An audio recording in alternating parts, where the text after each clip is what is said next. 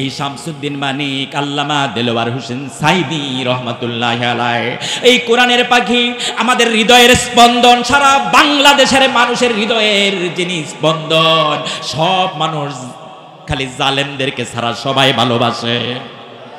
এই মানুষটাকে রায় দিয়েছে, মৃত্যুদণ্ডের রায় যখন দিল, দেওয়ার পর সে হ্যাডেম দেখাইছে, বারবার মিডিয়াতে আসছে আর বলছে আমি দিয়েছি আমি। কথা বলেন না কেন?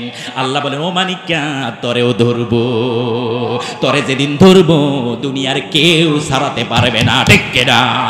সম্মানিত ভাইরা, এই শামসুদ্দিন মানিক যেদিন পালাইতে চাইলো সীমান্ত দিয়া পালাইতে পারে নাই, জঙ্গলের মধ্যে কলার পাতা বিছাইয়া শুয়ে থাকলো।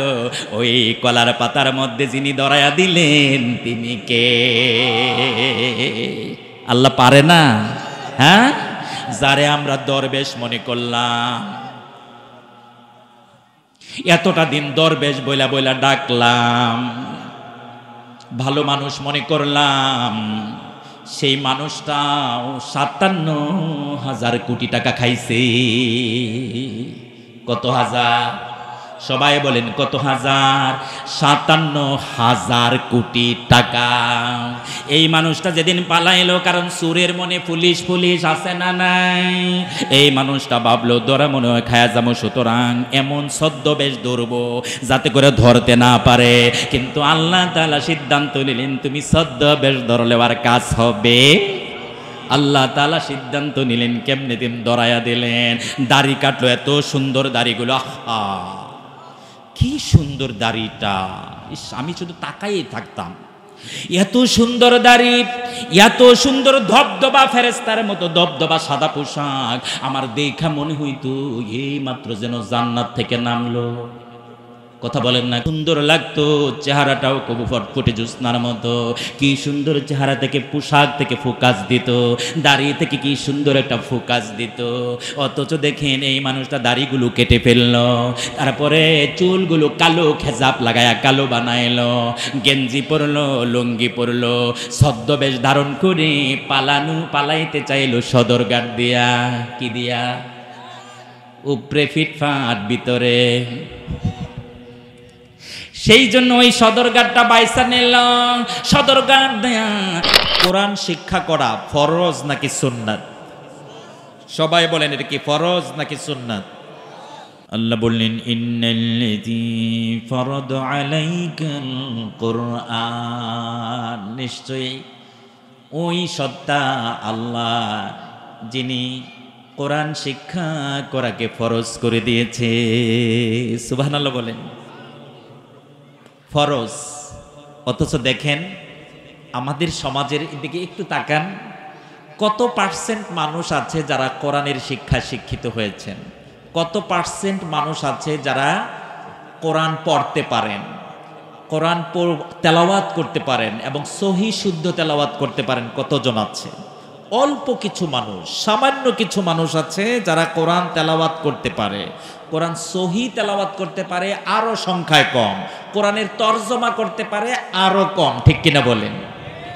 কারণ কি জানেন? সবচেয়ে বেশি শয়তান লেগে থাকে এই কোরআনের পিছনে, ঠিক কিনা বলেন? কারণ শয়তান জানে কেউ যদি কোরআন শিখে ফেলে, কোরআন যদি বুঝে ফেলে, কোরআনের আয়নায় কোরআনের আলোকে যদি জীবন গড়ে, তাহলে নিশ্চিত জান্নাতে চলে যাবে, ঠিক কিনা বলেন? আর শয়তানের কমিটমেন্ট হলো যে মানুষকে কি করবে? জান্নাতের পথে বাধা দেবে, যাতে করে জান্নাতে যেতে না পারে। এই জন্য আল্লাহ বলেছেন ফাইজা কারাআতাল কোরআন ফাস্তাইজ বিল্লাহ, যখন তুমি কোরআন তেলাওয়াত করবা তখন তুমি কি করবে? আল্লাহর কাছে পানাহ চাইবে শয়তান থেকে, ঠিক কিনা বলেন? কারণ সবচেয়ে বেশি লেগে থাকে শয়তান কোরআনের পিছনে। নাউজুবিল্লাহ বলবেন না? এই জন্য আমরা শয়তান থেকে পানা চাই কার কাছে? সবাই বলেন কার কাছে? আল্লাহর কাছে। আল্লাহ আমাদেরকে সমস্ত শয়তান থেকে হেফাজত করুক, সবাই বলুন আমিন। মানুষ শয়তান এবং জিন শয়তান, মিনাল জিন্নাতি ওয়ান নাস, মানুষ শয়তান যেমন আছে জিন শয়তান তেমন আছে, ঠিক কিনা বলেন? এই জন্য আল্লাহ সুবহানাহু ওয়া তাআলা আমাদেরকে আজীবন শয়তান থেকে আশ্রয় দান করুক, সবাই বলুন আমিন। শয়তান থেকে হেফাজত করুক, সবাই বলুন আমিন। আচ্ছা বলেন, এবার বলেন, কোরআন কি জীবিত মানুষের জন্য না মরা মানুষের জন্য?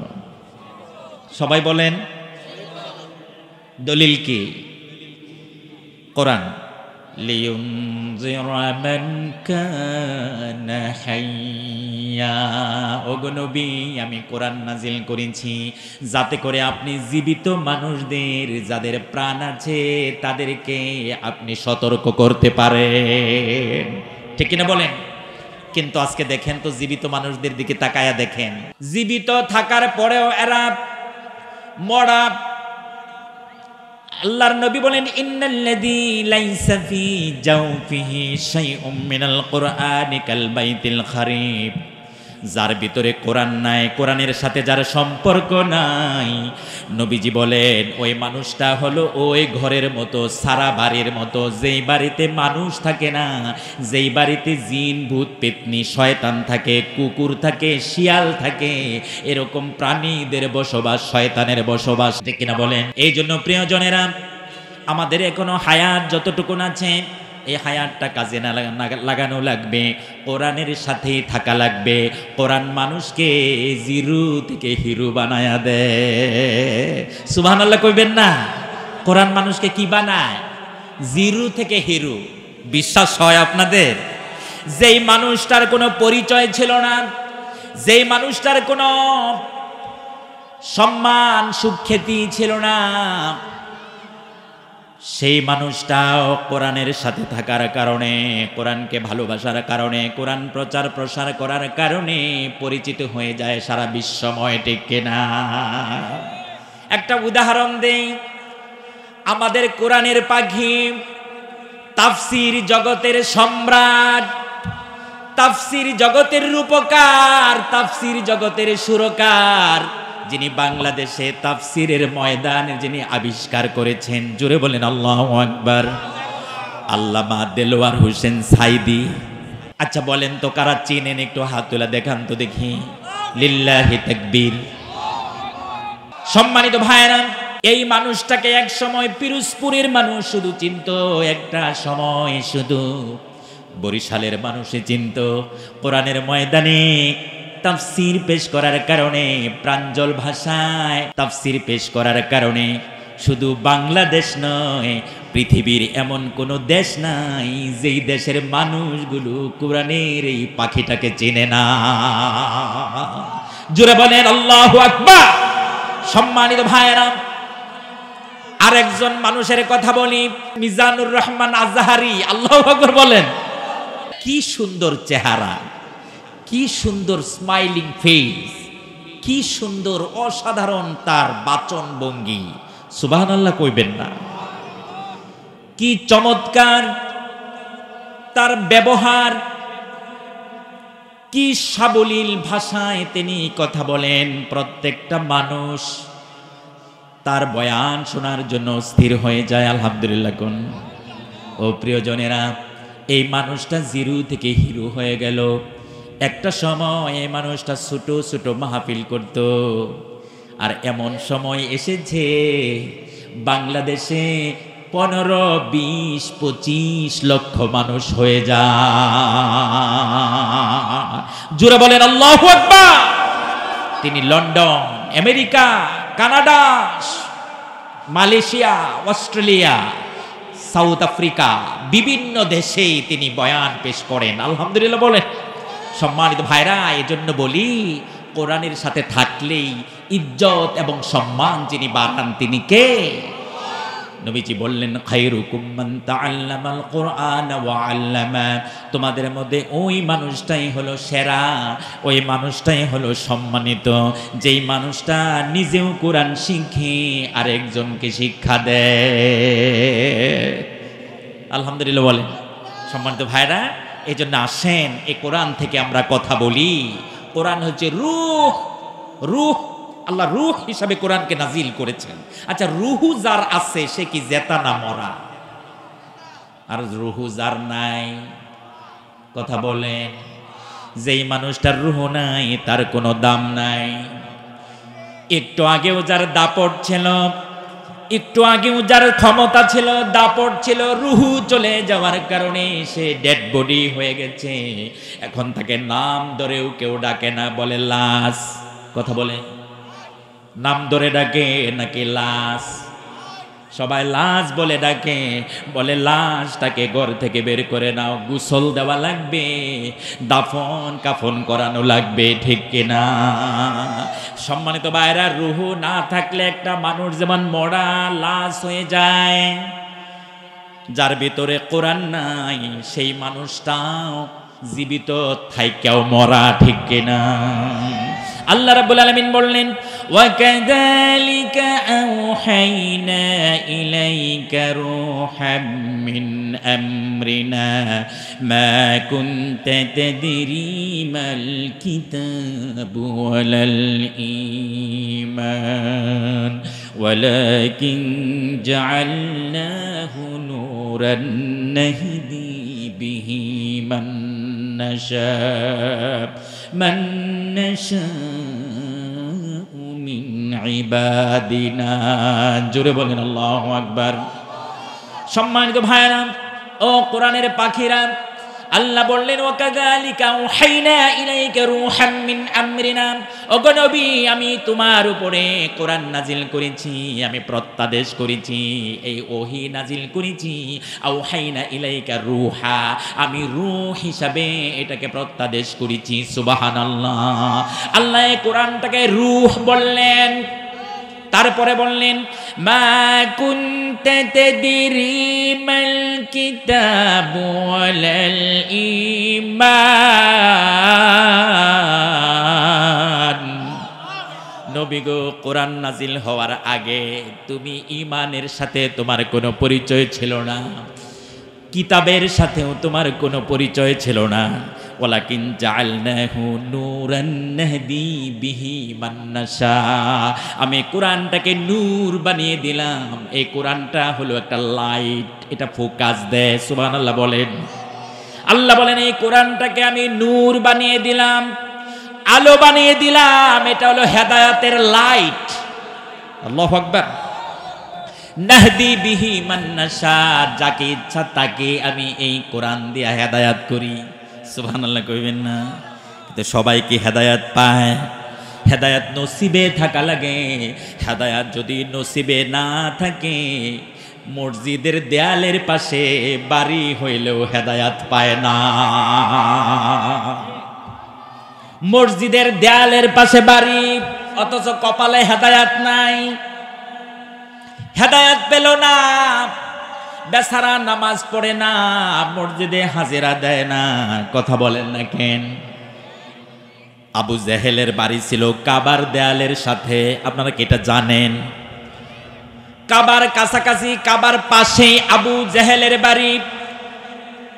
অসংখ্যবার নবীকে দেখেছে, অসংখ্যবার নবীর সাথে সাক্ষাৎ হয়েছে, নবীর মুখের তেলাওয়াত শুনেছে। নবীর মুখের তেলাওয়াত শোনা ছাড়া আবু জেহেলের ঘুম আসতো না।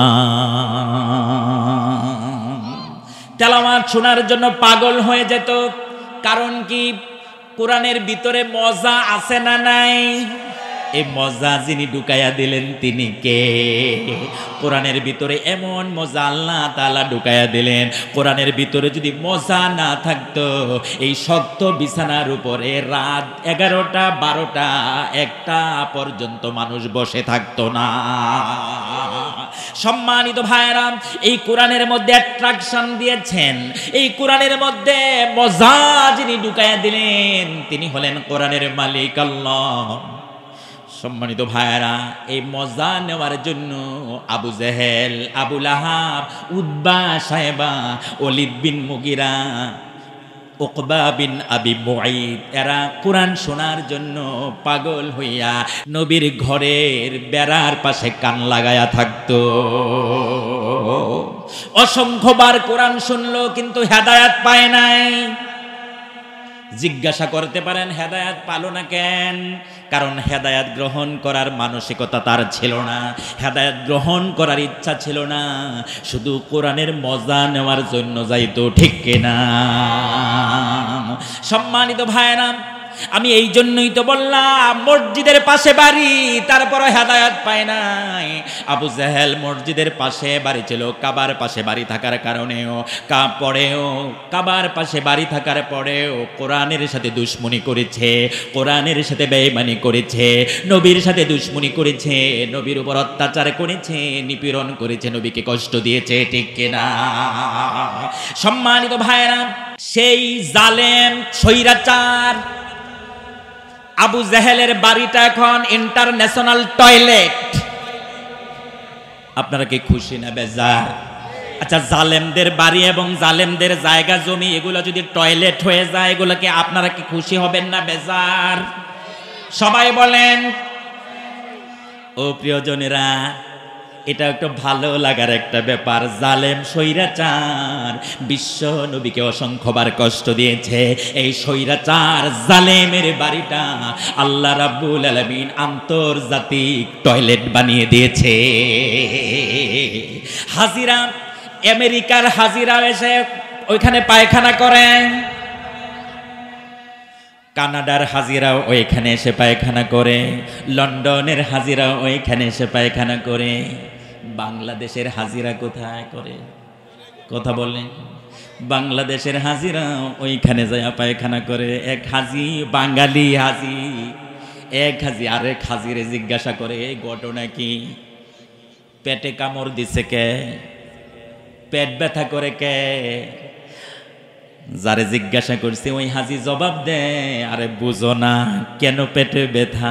যেখানে দাঁড়ায় আছো এই জায়গাটা হলো আন্তর্জাতিক টয়লেট, এটা হলো আবু জাহেলের বাড়ি। এখানে আবু জাহেলের বাড়ি ছিল। যতক্ষণ পর্যন্ত টয়লেট না করবা ততক্ষণ পর্যন্ত পেটের ব্যথা কমবে না। আল্লাহু আকবার। সম্মানিত ভাইয়েরা, সবাই যায় আবু জাহেলের মুখের মধ্যে পায়খানা করে আসে, ঠিক কিনা? জালেমদের পরিণতি এমনই হয়। এই জন্য নবীজি বললেন, আফা আনতা তুসমিউস সুম্মা আও তাহদিল উময়া ওয়া মান কানা ফি দালালিম মুবিন। নবী গো, ওই মানুষকে কি তুমি হেদায়েত করতে পারবা যেই মানুষের চোখ আছে দেখে না, চোখ থাকতে অন্ধ, কান আছে শুনে না, কান থাকতেও বধির, যেই মানুষের কলব আছে বুঝে না, অনুধাবন করে না, সত্যকে মেনে নেয় না। নবী গো, ওই মানুষটাকে তুমি হেদায়াত করতে পারবা নাকি? তুমি হেদায়াত করতে পারবে না। ফি কুলুবিহিম মারাদুন ফাযাদাহুমুল্লাহু মারাদা। এদের অন্তরের মধ্যে মুনাফিকি রয়েছে, এদের অন্তরের মধ্যে রোগ রয়েছে, ইসলামের প্রতি বিদ্বেষ রয়েছে, কোরআনের প্রতি বিদ্বেষ রয়েছে। নবী গো, এদেরকে তুমি হেদায়াত দিতে পারবা না, পারবা না। এদের অন্তরের মধ্যে রোগ থাকার কারণে, জীবাণু থাকার কারণে আল্লাহ রাব্বুল আলামিন তাদের অন্তরের রোগকে আরো বাড়ায়া দে।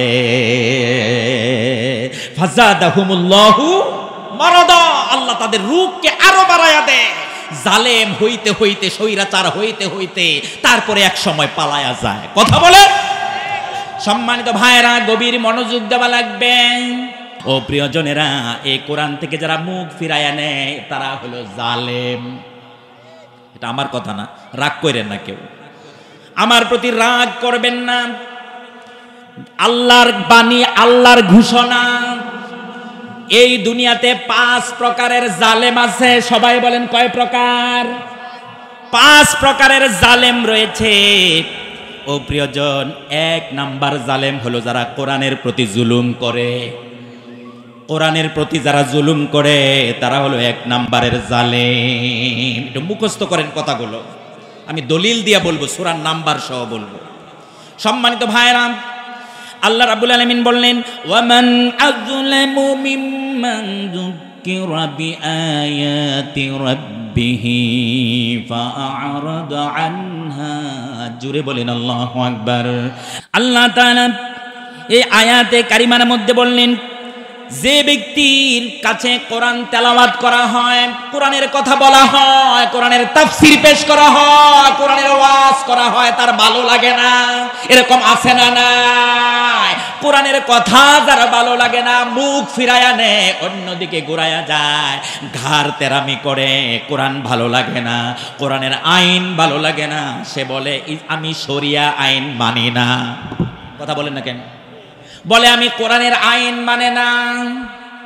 কোরআনের আইন দিয়া দেশ চলবে না, দেশ চলবে মানুষের বানানো আইন দিয়া। যেই মানুষ মুখ দিয়া মুসলমানের সন্তান হওয়ার পরও এই কথাটা বলে আমি শরিয়া আইন মানি না, ওই মানুষটা কি কাফের নাকি মুসলমান? ওই মুসলমান মুসলমানের ঘরে জন্ম নেওয়ার পরও আর মুসলমান থাকে না, সে বেঈমান হয়ে যায়। আল্লাহ বলেছেন এই মানুষটা হলো জালেম। ওয়ামান আযলামু মিম্মান যুক্কিরা বিআয়াতি রাব্বি। ওই মানুষের চাইতে বড় জালেম আর কে হতে পারে? যেই মানুষকে আল্লাহর কথা শোনানো হয়, কোরআন শোনানো হয়, কিন্তু সে গেটিটা বেকায়া চলে যায়, ঠিক না? মুখ ফিরিয়ে চলে যায়, পিঠ দেখায়া চলে যায়, তার ভালো লাগে না, পৃষ্ঠদেশ সে প্রদর্শন করে চলে যায়। নাউজুবিল্লাহ বলবেন না? ব্যাখ্যা করব না, সংক্ষেপে বলি, জালেম কয় প্রকার?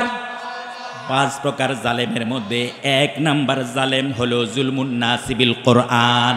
কোরআনের সাথে যারা জুলুম করে, এটা আবু জেহেলদের অভ্যাস। আবু জেহেলরা আইন করেছিল লা তাসমাউ লিহাজাল কোরআন, এই কোরআনের কথা শুনবা না ও আমার দেশের মানুষেরা, তোমরা কোরআনের কথা শুনবা না, কোরআনের আইন মানবা না, বরং কোরআনের কথা যেখানে হয়, কোরআনের ওয়াজ যেখানে হয়, ওখানে গন্ডগোল সৃষ্টি করে দিবা, হট্টগোল সৃষ্টি করে দিবা। নাউজুবিল্লাহ বলে। এগুলো হচ্ছে আবু জেহেলদের অভ্যাস, ঠিক কিনা বলে? 2 নাম্বার হলো জুলমুন নাসিবিল মসজিদ, যারা মসজিদের সাথে জুলুম করে, মসজিদে যারা বাধা দেয়, মসজিদে ঢুকতে যারা বাধা দেয়, মসজিদের দরজা যারা লাগায়া রেখে দেয়, মসজিদে যারা আজান দিতে দেয় না, মসজিদের আজান যাতে দিতে না পারে মাইক খুলে নেয়। এটা আমার কথা না, আল্লাহ রাব্বুল আলামিনের কথা। সূরা বাকারা 114 নম্বর আয়াত, আল্লাহ তাআলা বলেন ওয়ামান আযলামু মিম্মান মানআ মাসাজিদাল্লাহি আইয়ুযকারা ফীহা ইসমুহু। জোরে বলেন আল্লাহু আকবার। আল্লাহ বলেন ওর চাইতে বড় জালেম আর কে, যে আল্লাহর ঘর মসজিদে ঢুকতে বাধা দেয়, আজান দিতে দেয় না, মসজিদে ইবাদত করতে দেয় না, নামাজে বিঘ্ন ঘটায়, তার চাইতে বড় জালেম আর কে হতে পারে? ও প্রিয়জনেরা, কিছুদিন আগের ঘটনা আপনারা জানেন, ওই সিরিয়ার ঘটনা, সিরিয়ার বাশার আল আসাদ, সিরিয়ার জালেম স্বৈরাচার সরকারের প্রধান হলো বাশার আল আসাদ, পালায়া যায় নাই রাশিয়া। ওই দেশের মানুষদের আন্দোলনের মুখে টিকতে পারে নাই, পতন হয়েছে। আল্লাহু আকবার কইবেন না? পতনের বছর ও প্রিয়জনেরা চলে গেছে রাশিয়ায়, মসজিদ গুলাতে নামাজ হতে দেয় নাই, আজান হতে দেয় নাই। যেদিন চলে যায় সেদিন থেকে ওই সিরিয়াতে ঈদের আনন্দ, সুবহানাল্লাহ। সেই জায়গায় মসজিদগুলো খুলে দেওয়া হয়েছে, আজানগুলো ওপেন করা হয়েছে। আল্লাহু আকবার কইবেন না? কিন্তু ওই জালেম সিরিয়াতে মসজিদগুলোতে মানুষকে ঢুকতে দিত না, আজান দেওয়া বন্ধ ছিল, নামাজ পড়া বন্ধ ছিল। আমাদেরও ঢাকা বিশ্ববিদ্যালয়ে 16 বছর আজান দিতে দেয় নাই। নাউজুবিল্লাহ বলেন না কেন? সোনার ছেলেদের ঘুমের ডিস্টার্ব হয়, সেই জন্য সলিমুল্লাহ মুসলিম হলের যে মসজিদ, ওই মসজিদের যে মাইক, ওই মাইকগুলা সোনার ছেলেরা খুলে রেখেছিল, ঠিক কিনা? নাউজুবিল্লাহ কইবেন না? সম্মানিত ভাইয়েরা, তাহলে 2 নাম্বার হলো যারা মসজিদে বাধা দেয়, আল্লাহর ইবাদতে যারা বাধা দেয়, ওরা হলো জালেম। 3 নাম্বার হলো জুলমুন নাসিবিন নাস, মানুষের প্রতি যারা জুলুম করে। কথা কোন না কেন? সেটা যে কোনো মানুষ হতে পারে। স্বামী স্ত্রীর উপরে জুলুম করতে পারে, স্ত্রী স্বামীর উপরে জুলুম করতে পারে, অফিসের বস তার অধীনে যারা আছে কর্মচারী, চাকরিজীবী, তাদের উপরে জুলুম করতে পারে। কথা বলেন না কেন? কোন কোম্পানি কোনো ইন্ডাস্ট্রিজ, কোনো কোম্পানি, কোনো কারখানার মালিক তার শ্রমিকদের উপরে জুলুম করতে পারে। সম্মানিত ভাইরা, বিভিন্ন রকমের জুলুম হতে পারে। স্কুলের হেডমাস্টার সাধারণ শিক্ষকদের উপরে জুলুম করতে পারে। কথা বলেন না কেন? সম্মানিত ভাইরা, জুলুম হয় কয়েক ধরনের। এই সাধারণ জুলুমগুলো প্রিয়জনেরা একটু গভীর মনোযোগ দিয়ে কথাগুলো একটু মুখস্থ করে নেন। বানোয়াট কথা না, সবগুলো দলিল দিয়ে কথা বলতেছি প্রিয়জনেরা। দেশের সরকার জনগণের উপরে জুলুম করতে পারে, পারে কি পারে না? তারপরে ধনী মানুষ গরিব মানুষদের উপরে জুলুম করতে পারে। সমাজের প্রভাবশালী যারা, ক্ষমতাশালী যারা, তারা নিরীহ মানুষের উপরে জুলুম করতে পারে। বলেন তো জুলুম করা বালা না খারাপ? সবাই বলেন জুলুম করা বালা? বালা কি? হ্যাঁ, করবেন, জুলুম করবেন। আমরা আর জুলুম দেখতে চাই না, ঠিক কিনা? আমরা সুখে শান্তিতে বসবাস করতে চাই, ঠিক কিনা? সম্মানিত ভাইরা, আল্লাহ বললেন ওয়ালা তাহসাবান্নাল্লাহা গাফিলান আম্মা ইয়ামালুজ জালিমুন। তোমরা আল্লাহকে গাফেল মনে করো না।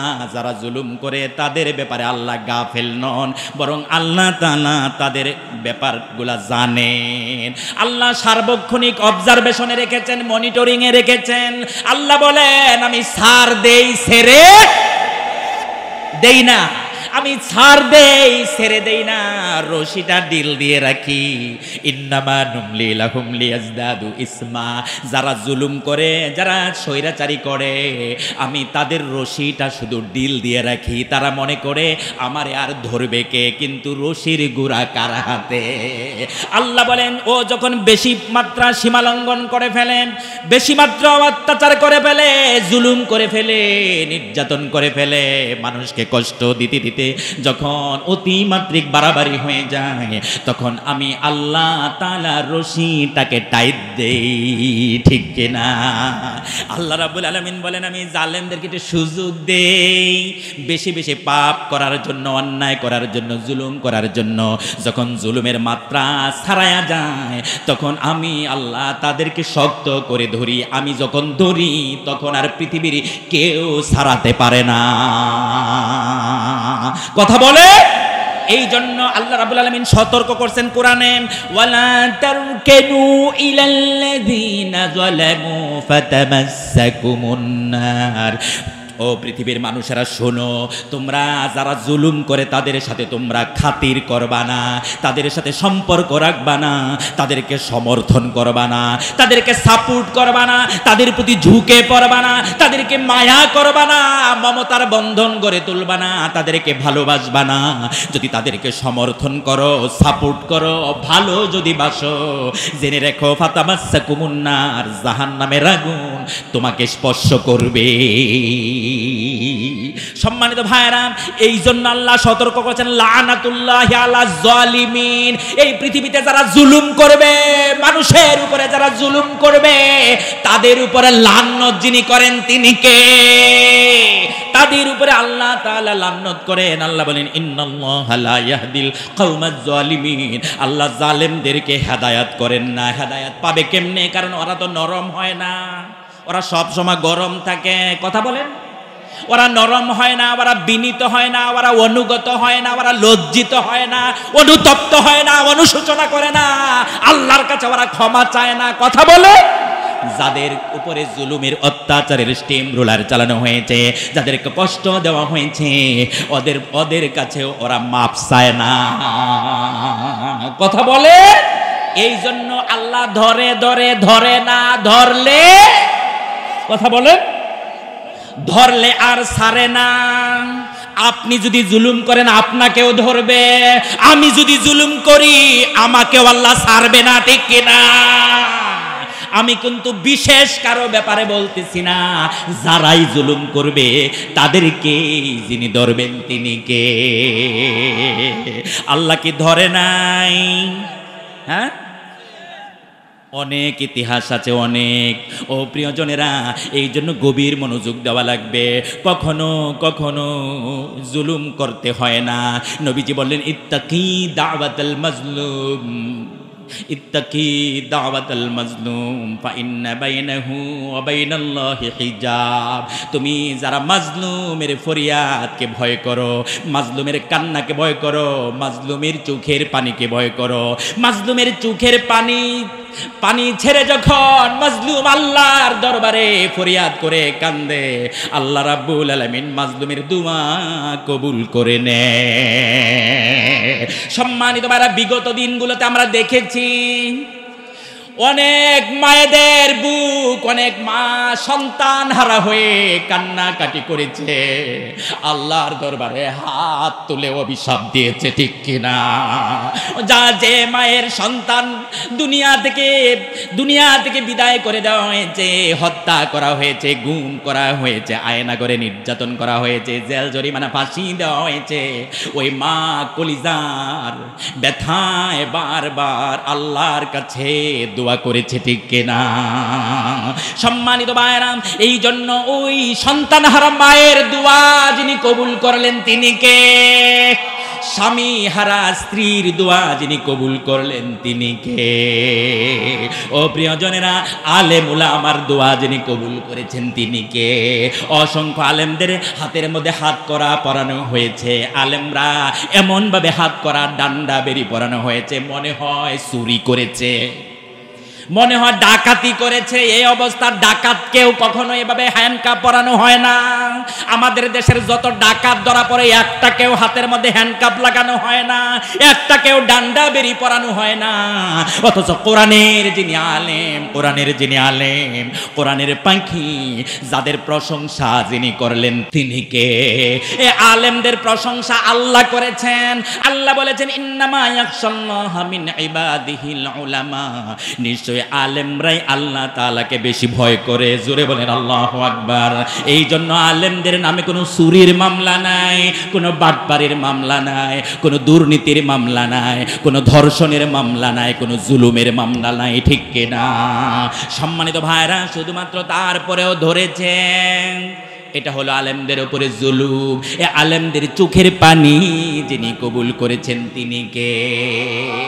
সম্মানিত ভাইরা, এই জন্য আল্লাহর দরবারে কমিটমেন্ট করেন, যতদিন দুনিয়াতে বেঁচে থাকবেন কারো উপরে জুলুম করবেন না, ঠিক কিনা?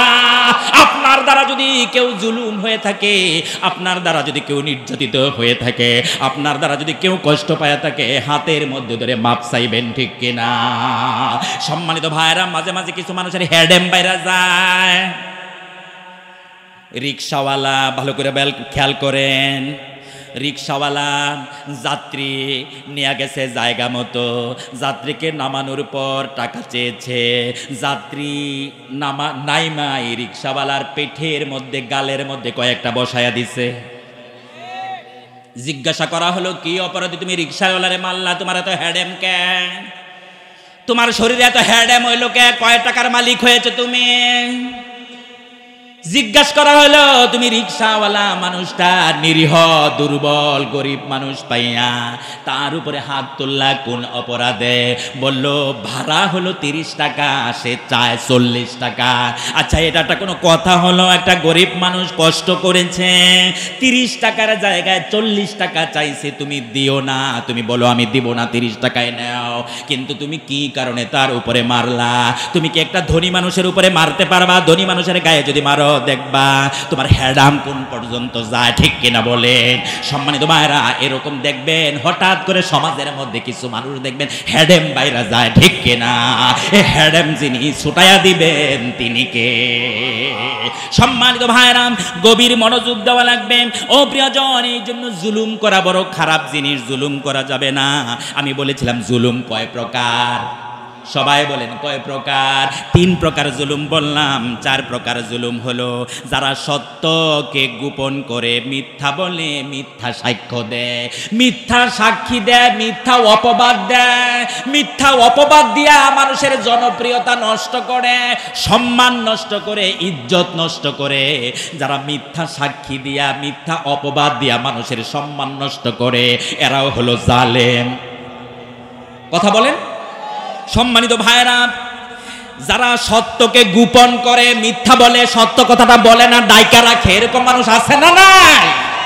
আল্লাহ রাব্বুল আলামিন বলেছেন, আল্লাহ তাআলা বললেন, ওয়ামান আযলামু মিম্মান কাতাবা শাহাদাতান ইনদাহু মিনাল্লাহ ওয়া মাল্লাহু বিগাফিলিন আম্মা ইয়ামালুন। জোরে বলেন আল্লাহু আকবার। আল্লাহ বলেন, ওই ব্যক্তির চাইতে জালেম আর কে হতে পারে, যেই মানুষটা সত্য সাক্ষীকে গোপন করে, সত্যটা গোপন করে মিথ্যার উপরে প্রতিষ্ঠিত হয়, মিথ্যা কথা বলে, মিথ্যা সাক্ষী দেয়, মিথ্যা অপবাদ দেয়, ঠিক কিনা? আল্লাহ বলেছেন, তোমরা সত্যকে মিথ্যার সাথে মিশ্রণ করো না, মিক্স করো না। তাহলে যারা সত্য কথা গোপন করে, জানে মানুষটা ভালো, তারপরেও মিথ্যা সাক্ষী দিয়া ওই মানুষটাকে, ভালো মানুষটাকে ফাঁসায়া দেয়, আছে না নাই? সম্মানিত, নাই বুঝি আমাদের দেশে জনপ্রিয় একটা মানুষ, তার চরিত্রের সাথে তুমি মোকাবেলা করতে পারো নাই, তার আদর্শের সাথে তুমি মোকাবেলা করতে পারো নাই, কারণ তো তোমার তো তার মতো চরিত্র নাই, ঠিক কিনা? সে একটা সেরা মানের চরিত্রবান, একটা আদর্শবান, নীতিবান, আমানতদার মানুষ। এই জনপ্রিয় মানুষটার জনপ্রিয়তা নষ্ট করার জন্য তার নামে মিথ্যা অপবাদ দেয়, তার নামে ধর্ষণের মামলা দেয়, তার নামে চুরির মামলা দেয়, বাটপাড়ির মামলা দেয়, নাশকতার মামলা দেয়, ঠিক কিনা? সম্মানিত ভাই, বিভিন্নভাবে ভালো মানুষকে ফাঁসায়া দেয় এবং মিথ্যা সাক্ষী দাঁড় করায়। মিথ্যা সাক্ষী যে দিল, আল্লাহ বলেন, ও হচ্ছে জালেম। সত্য কথাটাকে যে গোপন রাখলো, ও হচ্ছে জালেম। তারপরে 5 নাম্বার হলো জুলমুন নাসি বিশিরক, শিরিক করার মাধ্যমে জুলুম, শিরিকের মাধ্যমে জুলুম। শিরকের গুনাহকে আল্লাহ জুলুম বলেছেন। আল্লাহ বলেছেন, নিকৃষ্ট জুলুম হলো ইন্না শিরকা লাযুলমুন আযীম। শিরকের গুনাহ হলো বড় ধরনের জুলুম, কারণ শিরকের গুনাহ করা হয় কার সাথে? আল্লাহর ব্যাপারে শিরকের গুনাহ করা হয়। সিজদা দিবে আল্লাহকে, আল্লাহরে সিজদা না দিয়া কবরে দিছে সিজদা, কবরে, মাজারে, তারপরে পীরের পায়ে, আছে না নাই? পীরের পায়ে সিজদা দেওয়া যাবে, মাজারে সিজদা দেওয়া যাবে, পীরের নামে কি মান্নত করা যাবে? এগুলো হলো সুস্পষ্ট শিরক। আমাদের বাংলাদেশটা হলো শিরকের কারখানা। এক একটা মাজার যেন শিরকের দরজা খুলে বসে আছে, ঠিক কিনা? এই জন্য এই সমস্ত ভণ্ড মাজার, ভণ্ড পীরের দরবারে যাবেন না। যদি যান, কপালে কিন্তু জাহান্নামের আগুন লেগে যাবে, ঠিক কিনা? আল্লাহ আমাদেরকে হেফাজত করুক। সবাই বলুন আমিন, আর একটু জোরে বলেন আমিন। প্রিয়জনেরা, এই জন্য বলি, কোরআনের সাথে থাকেন, কোরআনের সাথে থাকলেই সম্মান বাড়বে। ইজ্জত যিনি বাড়ায়া দিবেন তিনি কে? আল্লাহ। সূরা বনী ইসরাইল 23 নম্বর আয়াত, আউযু বিল্লাহি মিনাশ শাইতানির রাজিম, বিসমিল্লাহির রাহমানির রাহিম। وقضى ربك ألا تعبدوا إلا إياه وبالوالدين إحسانا إما يبلغن عندك الكبر أحدهما أو كلاهما فلا تقل لهما أف ولا تنهرهما وقل لهما قولا كريما। জোরে বলেন আল্লাহু আকবার। ও প্রিয়জনেরা, তেলাওয়াত করেছি সূরা বনী ইসরাইলের 23 নম্বর আয়াত। সম্মানিত ভাইরা, আল্লাহ রাব্বুল আলামিন এই আয়াতে কি বলেন দেখেন। আল্লাহ বললেন, ওয়াকাদা রাব্বুকা আল্লা তা'বুদু ইল্লা ইয়াহু ওয়া বিল ওয়ালিদাইনি ইহসানা। জোরে বলেন আল্লাহু আকবার। ও প্রিয়জনেরা, আল্লাহ তাআলা এই আয়াতের মধ্যে সিদ্ধান্ত দিয়েছেন 2টা। জোরে বলেন কয়টা? আল্লাহ তাআলা 2টা সিদ্ধান্ত দিয়েছেন, 2টা কর্মসূচি পালন করতে বলেছেন। আল্লাহ রাব্বুল আলামিন 1 নম্বরে বলেছেন, ওয়াকাদা রব্বুকা আল্লা তা'বুদু ইল্লা ইয়্যা। এই জমিনে, আল্লাহর জমিনে একমাত্র গোলামি হবে কার? সবাই বলেন গোলামি হবে কার? এই সিদ্ধান্তটা কার? আল্লাহ রাব্বুল আলামিন মানুষ বানাইলেন, আল্লাহ রাব্বুল আলামিন মানুষকে সিদ্ধান্ত দিয়ে দিলেন গোলামি চলবে কার? আল্লাহু আকবার বলবেন না? আচ্ছা, আল্লাহ তাআলা আমাদেরকে কেন বানাইছে বলেন তো? কেন? এখনো অনেক মুসলমান আছে একথা বলতে পারে না। আপনি জিজ্ঞাসা করে দেখেন, কোনো সম্পর্ক নাই দ্বীনের সাথে, কোনো সম্পর্ক নাই, শুধু দুনিয়ার সাথে সম্পর্ক। আল্লাহর গোলামির সাথে কোনো সম্পর্ক নাই, মালিকের সাথে কোনো সম্পর্ক নাই। মালিকের সাথে যদি সম্পর্ক থাকতো তাহলেই তো বুঝতে পারতো। অথচ আপনি যদি মানুষকে জিজ্ঞাসা করেন মানুষকে কেন বানানো হয়েছে বলো, তখন সে বলবে আমি জানি না। কথা বলেন, সে বলে I know nothing about it, আমি এই ব্যাপারে আমার কিছু জানা নাই। ও প্রিয়জন, আমাদের মালিককে, সবাই বলেন আমাদের মালিককে, মালিকে আর আমরা হলাম গোলাম। আল্লাহ হলেন মালিক, আমরা হলাম গোলাম। আল্লাহর সাথে আর আমাদের সাথে মালিক আর গোলামের সম্পর্ক, ঠিক কিনা? সম্মানিত ভাইরা, যেই মানুষটা মালিককে খুশি করতে পারল, মালিকের সন্তুষ্টির জন্য কাজ করতে পারল, মালিকের খুশির জন্য হায়াত কাজে লাগাইল, ওই মানুষের আর কোনো টেনশন নাই, আর কোনো চিন্তা নাই। ওই মানুষটা জান্নাতি মানুষ হয়ে যাবে, ঠিক কিনা? সম্মানিত ভাইরা, মালিক যদি খুশি হয় কোনো টেনশন থাকে? কোনো টেনশন নাই। ও প্রিয়জনেরা, ছোট্ট একটা ঘটনার মাধ্যমে একটু বুঝাই। ওই সুন্দরবনের পাশে গাছের তলায় বসে আছে রয়্যাল বেঙ্গল টাইগার। কি? বাঘ বসে আছে শিকারি ধরার জন্যে। বাঘ দেখতে পেল কিছু দূরে ঘাস খাচ্ছে একটা গরু। ওই গরুকে সে টার্গেট করলো, গরুটা সে ধরবে, শিকার করবে, খাবে।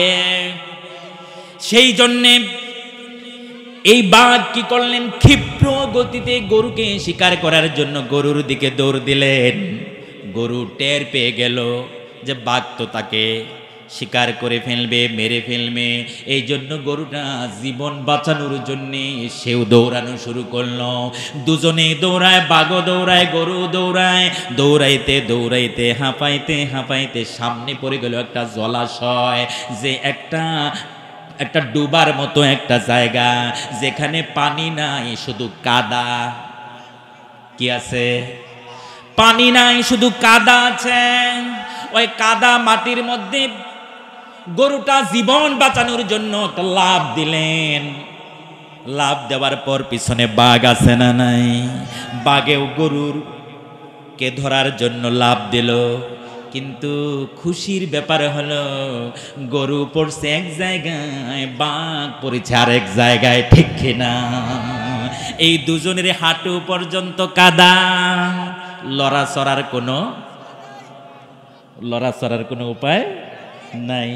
বাঘেও লড়তে পারে না, গরু লড়তে পারে না। কিন্তু দেখা গেল গরুর কোনো টেনশন নাই, গরুটা কোনো টেনশন করছে না, গরু কোনো চিন্তা করতেছে না। বাঘ বেজায় টেনশনে পড়ে গেল। বাঘ বলল, কিরে গরু, ব্যাপার কি? তুই দেখি হাসো, তোর কোনো টেনশন নাই, তোর কোনো চিন্তা নাই, কারণ কি? তখন গরুটা বলল, আমি চিন্তা করব কেন, আমার টেনশন করব কেন, আমার তো মালিক আছে। আল্লাহু আকবার বলেন। গরু বলল, আমার তো মালিক আছে, আমি এক মালিকের ঘরে থাকি। মালিক আমাকে লালন পালন করে, মালিক আমাকে ঘাস খাওয়ার জন্য এখানে দিয়ে গিয়েছিল। আমার মালিক যখন জানবে আমি বিপদে পড়ে গেছি, আমি বাঘের খপ্পরে পড়ে গেছি, মালিক ঠিকই আমাকে বাঁচানোর জন্য আসবে। তোর মালিকও নাই, তোরে বাঁচানোর জন্য কেউ আসবে না, ঠিক কিনা? সত্যি দেখা গেল বিকালবেলা মালিকের কাছে খবর চলে গেছে মালিকের বাড়ি, ও মালিক আপনার গরুটা বিপদে পড়ে গেছে বনের জায়গায়, বনের ধারে অমুক জায়গায়। মালিক কি করলেন, পেরেশান হয়ে গেলেন গরুকে বাঁচায় আনার জন্য, আর বাঘকে মারার জন্য তিনি অস্ত্র নিয়ে গেলেন, অস্ত্র নিয়ে বাঘকে হত্যা করলেন, আর গরুকে সেখান থেকে উদ্ধার করে নিজের বাড়িতে নিয়ে আসলেন। ঠিক কিনা? সম্মানিত ভাইরা, এটা বুঝাইলাম শুধুমাত্র এই মালিককে খুশি করলে যে লাভ না লস। কেউ যদি মালিককে খুশি করে, বলেন তো আমাদের মালিককে? আমাদের মালিক হলো আল্লাহ। এই জন্য প্রত্যেক দিন প্রতিটা সময় আমরা আমাদের মালিক আল্লাহর সাথে সম্পর্ক রাখবো। ঠিক কিনা? অথচ দেখেন কত মানুষের সাথে আল্লাহর সাথে কোনো সম্পর্কই নাই। দেদারসে এমন দুনিয়াদার। আল্লাহ রাব্বুল আলামিন বলেন, ওয়ামাল হায়াতুদ দুনিয়া ইল্লা মাতাউল গুরুর। ও দুনিয়ার মানুষ শোনো, যে দুনিয়ার জীবন নিয়ে তোমরা সন্তুষ্ট হয়ে গেছো, এই দুনিয়াটা হলো একটা ধোঁকার জায়গা, একটা প্রতারণার জায়গা, একটা আকর্ষণের জায়গা, সাময়িক একটা ছলনার জায়গা। এই দুনিয়ায় থেকে তোমরা আখিরাতকে নষ্ট করবা না, মালিকের সাথে সম্পর্ক নষ্ট করবা না। আল্লাহ রাব্বুল আলামিন বলেন, ওয়ালা তাগুররান্নাকুমুল হায়াতুদ দুনিয়া ওয়ালা ইয়াগুররান্নাকুম বিল্লাহিল গারুর। দুনিয়ার জীবন যেন তোমাদেরকে প্রতারিত করতে না পারে, দুনিয়ার জীবন যেন তোমাদেরকে ধোঁকায় ফেলে না দেয়। দুনিয়ার জীবনে পইরা তোমরা আল্লাহর সাথে সম্পর্ক নষ্ট করবা না। আল্লাহ সতর্ক করে বলেন, আরাদিতুম বিল হায়াতিদ দুনিয়া মিনাল আখিরাহ ফামা মাতাউল হায়াতিদ দুনিয়া ইল্লা কালিল। তোমরা কি দুনিয়ার এই সামান্য জিনিস পায় খুশি হয়ে গেছো? দুনিয়ার সামান্য নাজ নেয়ামত কিছু পাইলা, হালকা সামান্য কিছু, এই সামান্য কিছু পেয়েই কি তোমরা খুশি হয়ে গেলে, তোমরা সন্তুষ্ট হয়ে গেলে? অথচ আখিরাতের ওই জান্নাতের নাজ নেয়ামতের তুলনায়, আখিরাতের সুখের তুলনায় দুনিয়ার সুখ হলো কালিল, সামান্য। সম্মানিত ভাইরা, এই জন্য আমাদের মালিককে খুশি করার দরকার আছে না নাই? আমাদের মালিকের সাথে, আল্লাহর সাথে আমাদের সম্পর্ক হলো গোলামির সম্পর্ক। কথা বলেন, যেই বান্দা যত গোলামি করবে মালিক ততই খুশি হবে। ঠিক কিনা? সম্মানিত ভাইরা, এই জন্য বলি খুবই খারাপ লাগে, এমনও মানুষ আছে প্রশ্ন করবেন কেন সৃষ্টি করা হয়েছে বলতে পারে না, অথচ ছোট্ট আয়াতটা আমাদের মুখস্থ করার দরকার ছিল। আল্লাহ বলেছেন, ওয়ামা খালাকতুল জিন্না ওয়াল ইনসা ইল্লা লিয়াবুদুন। আমি মানুষ এবং জিন জাতিকে সৃষ্টি করেছি আমার গোলামি করার জন্য, আমার ইবাদত করার জন্য, আমার সন্তুষ্টির জন্য, কাজ করার জন্য। ঠিক কিনা? জুড়ে বলেন আল্লাহু আকবার। সম্মানিত ভাইরা, আল্লাহর এই জমিনে আল্লাহর গোলামি প্রতিষ্ঠিত করার জন্য আল্লাহ নবী রাসূল পাঠাইছেন। কথা বলেন না, কে পাঠায় নাই? আল্লাহ বলেন, ওয়ালাকাদ বাআসনা ফি কুল্লি উম্মাতির রাসূলা আন ইবুদুল্লাহ ওয়াজতানিবুত তাগুত। আল্লাহ বলেন, আমি যুগে যুগে অসংখ্য নবী রাসূল জমিনে পাঠাইছি। কি কারণে পাঠাইছি? কারণ জমিনে যাইয়া নবী রাসূলরা মানুষকে দাওয়াত দিয়েছে, গোলামির দিকে দাওয়াত দিয়েছে। আনি আবুদুল্লাহ, তোমরা ও জমিনের মানুষেরা, ও দুনিয়ার মানুষেরা, তোমরা আল্লাহ তাআলার গোলামি করো। ওয়াজতানিবুত তাগুত, আর তাগুদের সাথে থেকে বেঁচে থাকো। তাগুদের সাথে কোনো সম্পর্ক রাখবা না, কারণ তাগুদের সাথে যারা সম্পর্ক রাখে তারা ঈমানদার হতে পারে না, তারা মুসলমান হতে পারে না। একজন মুসলমান, একজন মুমিন, মুত্তাকি, ঈমানদার, সে তাগুদের সাথে সম্পর্ক রাখতে পারে না, কারণ তাগুদের সাথে সম্পর্ক যিনি রাখবেন তিনি ঈমানদার হতে পারে না। প্রশ্ন করতে পারেন, হুজুর তাগুত তো বুঝি না, তাগুদের সংজ্ঞাটা কি, ডেফিনেশন কি, তাগুত একটু বলেন। তাগুত হলো এই জমিনে ওই মানুষগুলো হলো তাগুত যারা মানুষকে আল্লাহর গোলামি করতে বাধা দেয়, যারা আল্লাহর দ্বীনের বিজয়ের পথে বাধা দেয়, ইকামতে দ্বীনের পথে বাধা দেয়, দ্বীন প্রতিষ্ঠার পথে যারা বাধা দেয়, আল্লাহর জমিনে আল্লাহর আইন যারা কায়েম হতে দেয় না, ঠিক কিনা বলেন?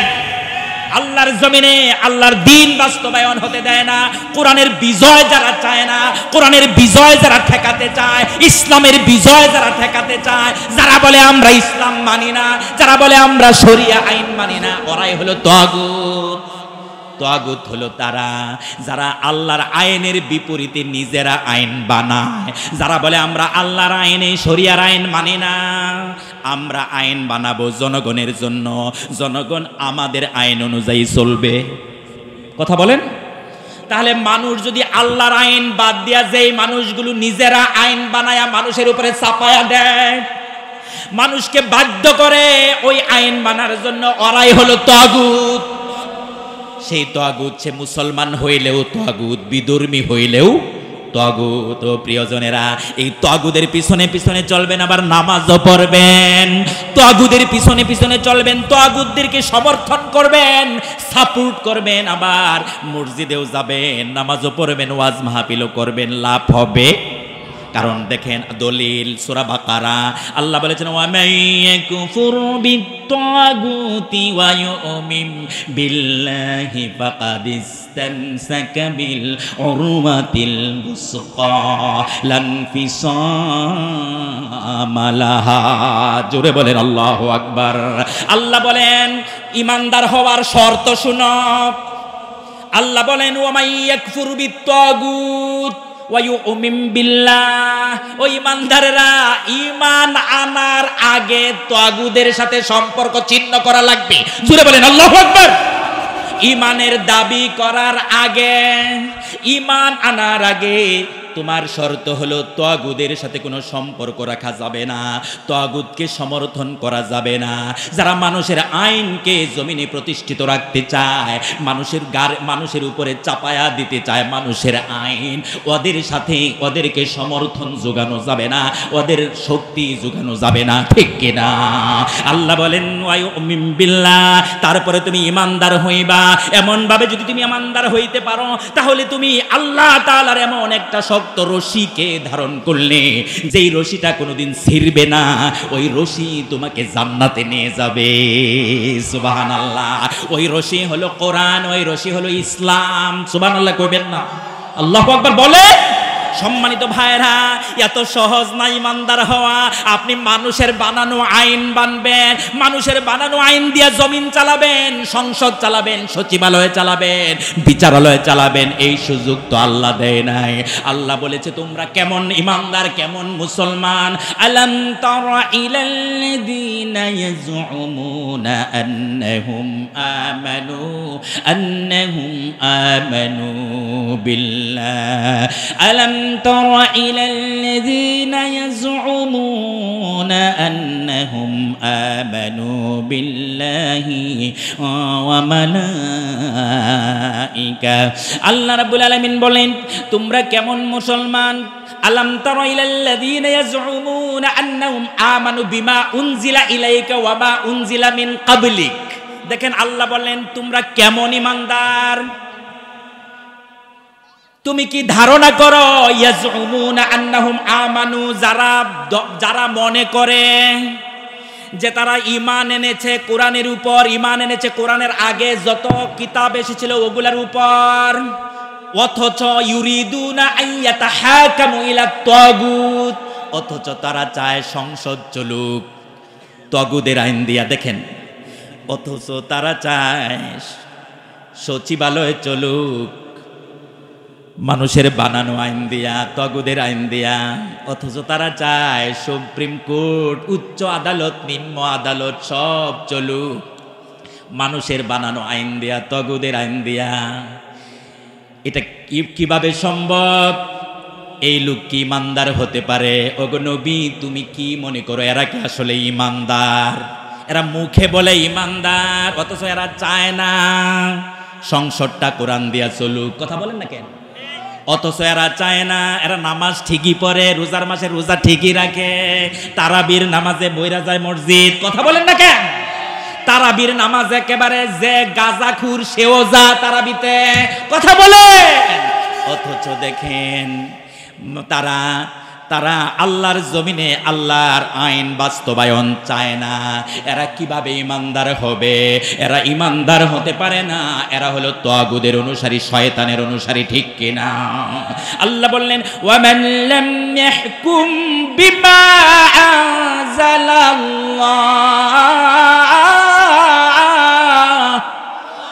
ওয়ামান লাম ইয়াহকুম বিমা আনজালাল্লাহু ফাউলাইকা হুমুল কাফিরুন। আল্লাহ তাআলা বলেন যারা কোরআনের আইন দিয়া বিচার ফয়সালা করে না, বিচারের রায় দেয় না, যারা সংসদ চালায় না, বিচারালয় চালায় না, সচিবালয় চালায় না, জমিন যারা শাসন করে না, তারা হলো কাফের। কে বলছে? তা আমার উপরে তো অভিযোগ করে লাভ নাই, আমার প্রতি তো রাগ কইরাও লাভ নাই। আপনি যদি রাগ কইরা চলে যান আমার তো কোনো যায় আসে না, কথা বলেন না কেন? কারণ কথাটা কার? সবাই বলেন কথাটা কার? আল্লাহ বলেছেন ওয়ামান লাম ইয়াহকুম বিমা আনজালাল্লাহ, যারা আল্লাহর দেওয়া আইন অনুযায়ী, কোরআন অনুযায়ী বিচার ফয়সালা করে না, সিদ্ধান্ত দেয় না, ওরা কাফের। অন্য আয়াতে বলছে ওরা ফাসিক, অন্য আয়াতে বলছে ওরা হলো জালেম। সম্মানিত ভাইরা, এই জন্য আল্লাহ তাআলা সিদ্ধান্ত যে বিচারকদেরকে বলেছেন যারা বিচারের রায় দেয় তাদেরকে আল্লাহ তাআলা বলছেন ওয়া নিহকুম বিমা আনজালাল্লাহ ওয়া লা তাত্তাবি' আহওয়াআহুম। আল্লাহ বলেন ও বিচারকেরা, ও দুনিয়ার বিচারকেরা, সুপ্রিম কোর্টের বিচারজীবীরা, বিচারপতিরা, ও নিম্ন আদালতের বিচারপতিরা, ও জজ কোর্টের বিচারপতিরা, শুনো, ও আনিকুম বিমা আনজালাল্লাহ, তোমরা বিচারের রায় দিবে, সিদ্ধান্ত দিবে কোরআন অনুযায়ী। সুবহানাল্লাহ। ওয়ালা তাত্তাবি আহওয়াআহুম, তোমরা মানুষের খাহেশ মতো, মানুষের মর্জি মতো, মানুষের ইচ্ছা মতো তোমরা রায় দিবা না, তোমাদের মন চাহি রায় দিবা না। তোমাদের মন মতলবী রায় যদি দাও তোমরা ইনসাফ করতে পারবে না, সুবিচার করতে পারবে না, তখন তোমরা অবিচার করে ফেলবে, ঠিক কিনা বলেন? তোমরা সুবিচার করতে পারবে না, ন্যায় বিচার কায়েম করতে পারবে না, তোমরা বেইনসাফ করবে, ইনসাফ করতে পারবে না। ভালো মানুষকে তোমরা মৃত্যুদণ্ড দিয়ে দিবে। তোমরা যদি কোরআন দিয়া বিচার না করো তাহলে ভালো মানুষকে মৃত্যুদণ্ড দেবে, ভালো মানুষকে ফাঁসিতে ঝুলাইয়া দেবে। কথা বলে হয় নাই আমাদের দেশে, হয় নাই, হয়েছে বিচারপতি মানিক। এই তো কালামানিক, আপনারা জানেন শামসুদ্দিন মানিক। এই শামসুদ্দিন মানিক আল্লামা দেলোয়ার হোসেন সাইদি রহমাতুল্লাহি আলাইহি, এই কোরআনের পাখি, আমাদের হৃদয়ের স্পন্দন, সারা বাংলাদেশের মানুষের হৃদয়ের যিনি স্পন্দন, সব মানুষ খালি জালেমদেরকে ছাড়া সবাই ভালোবাসে।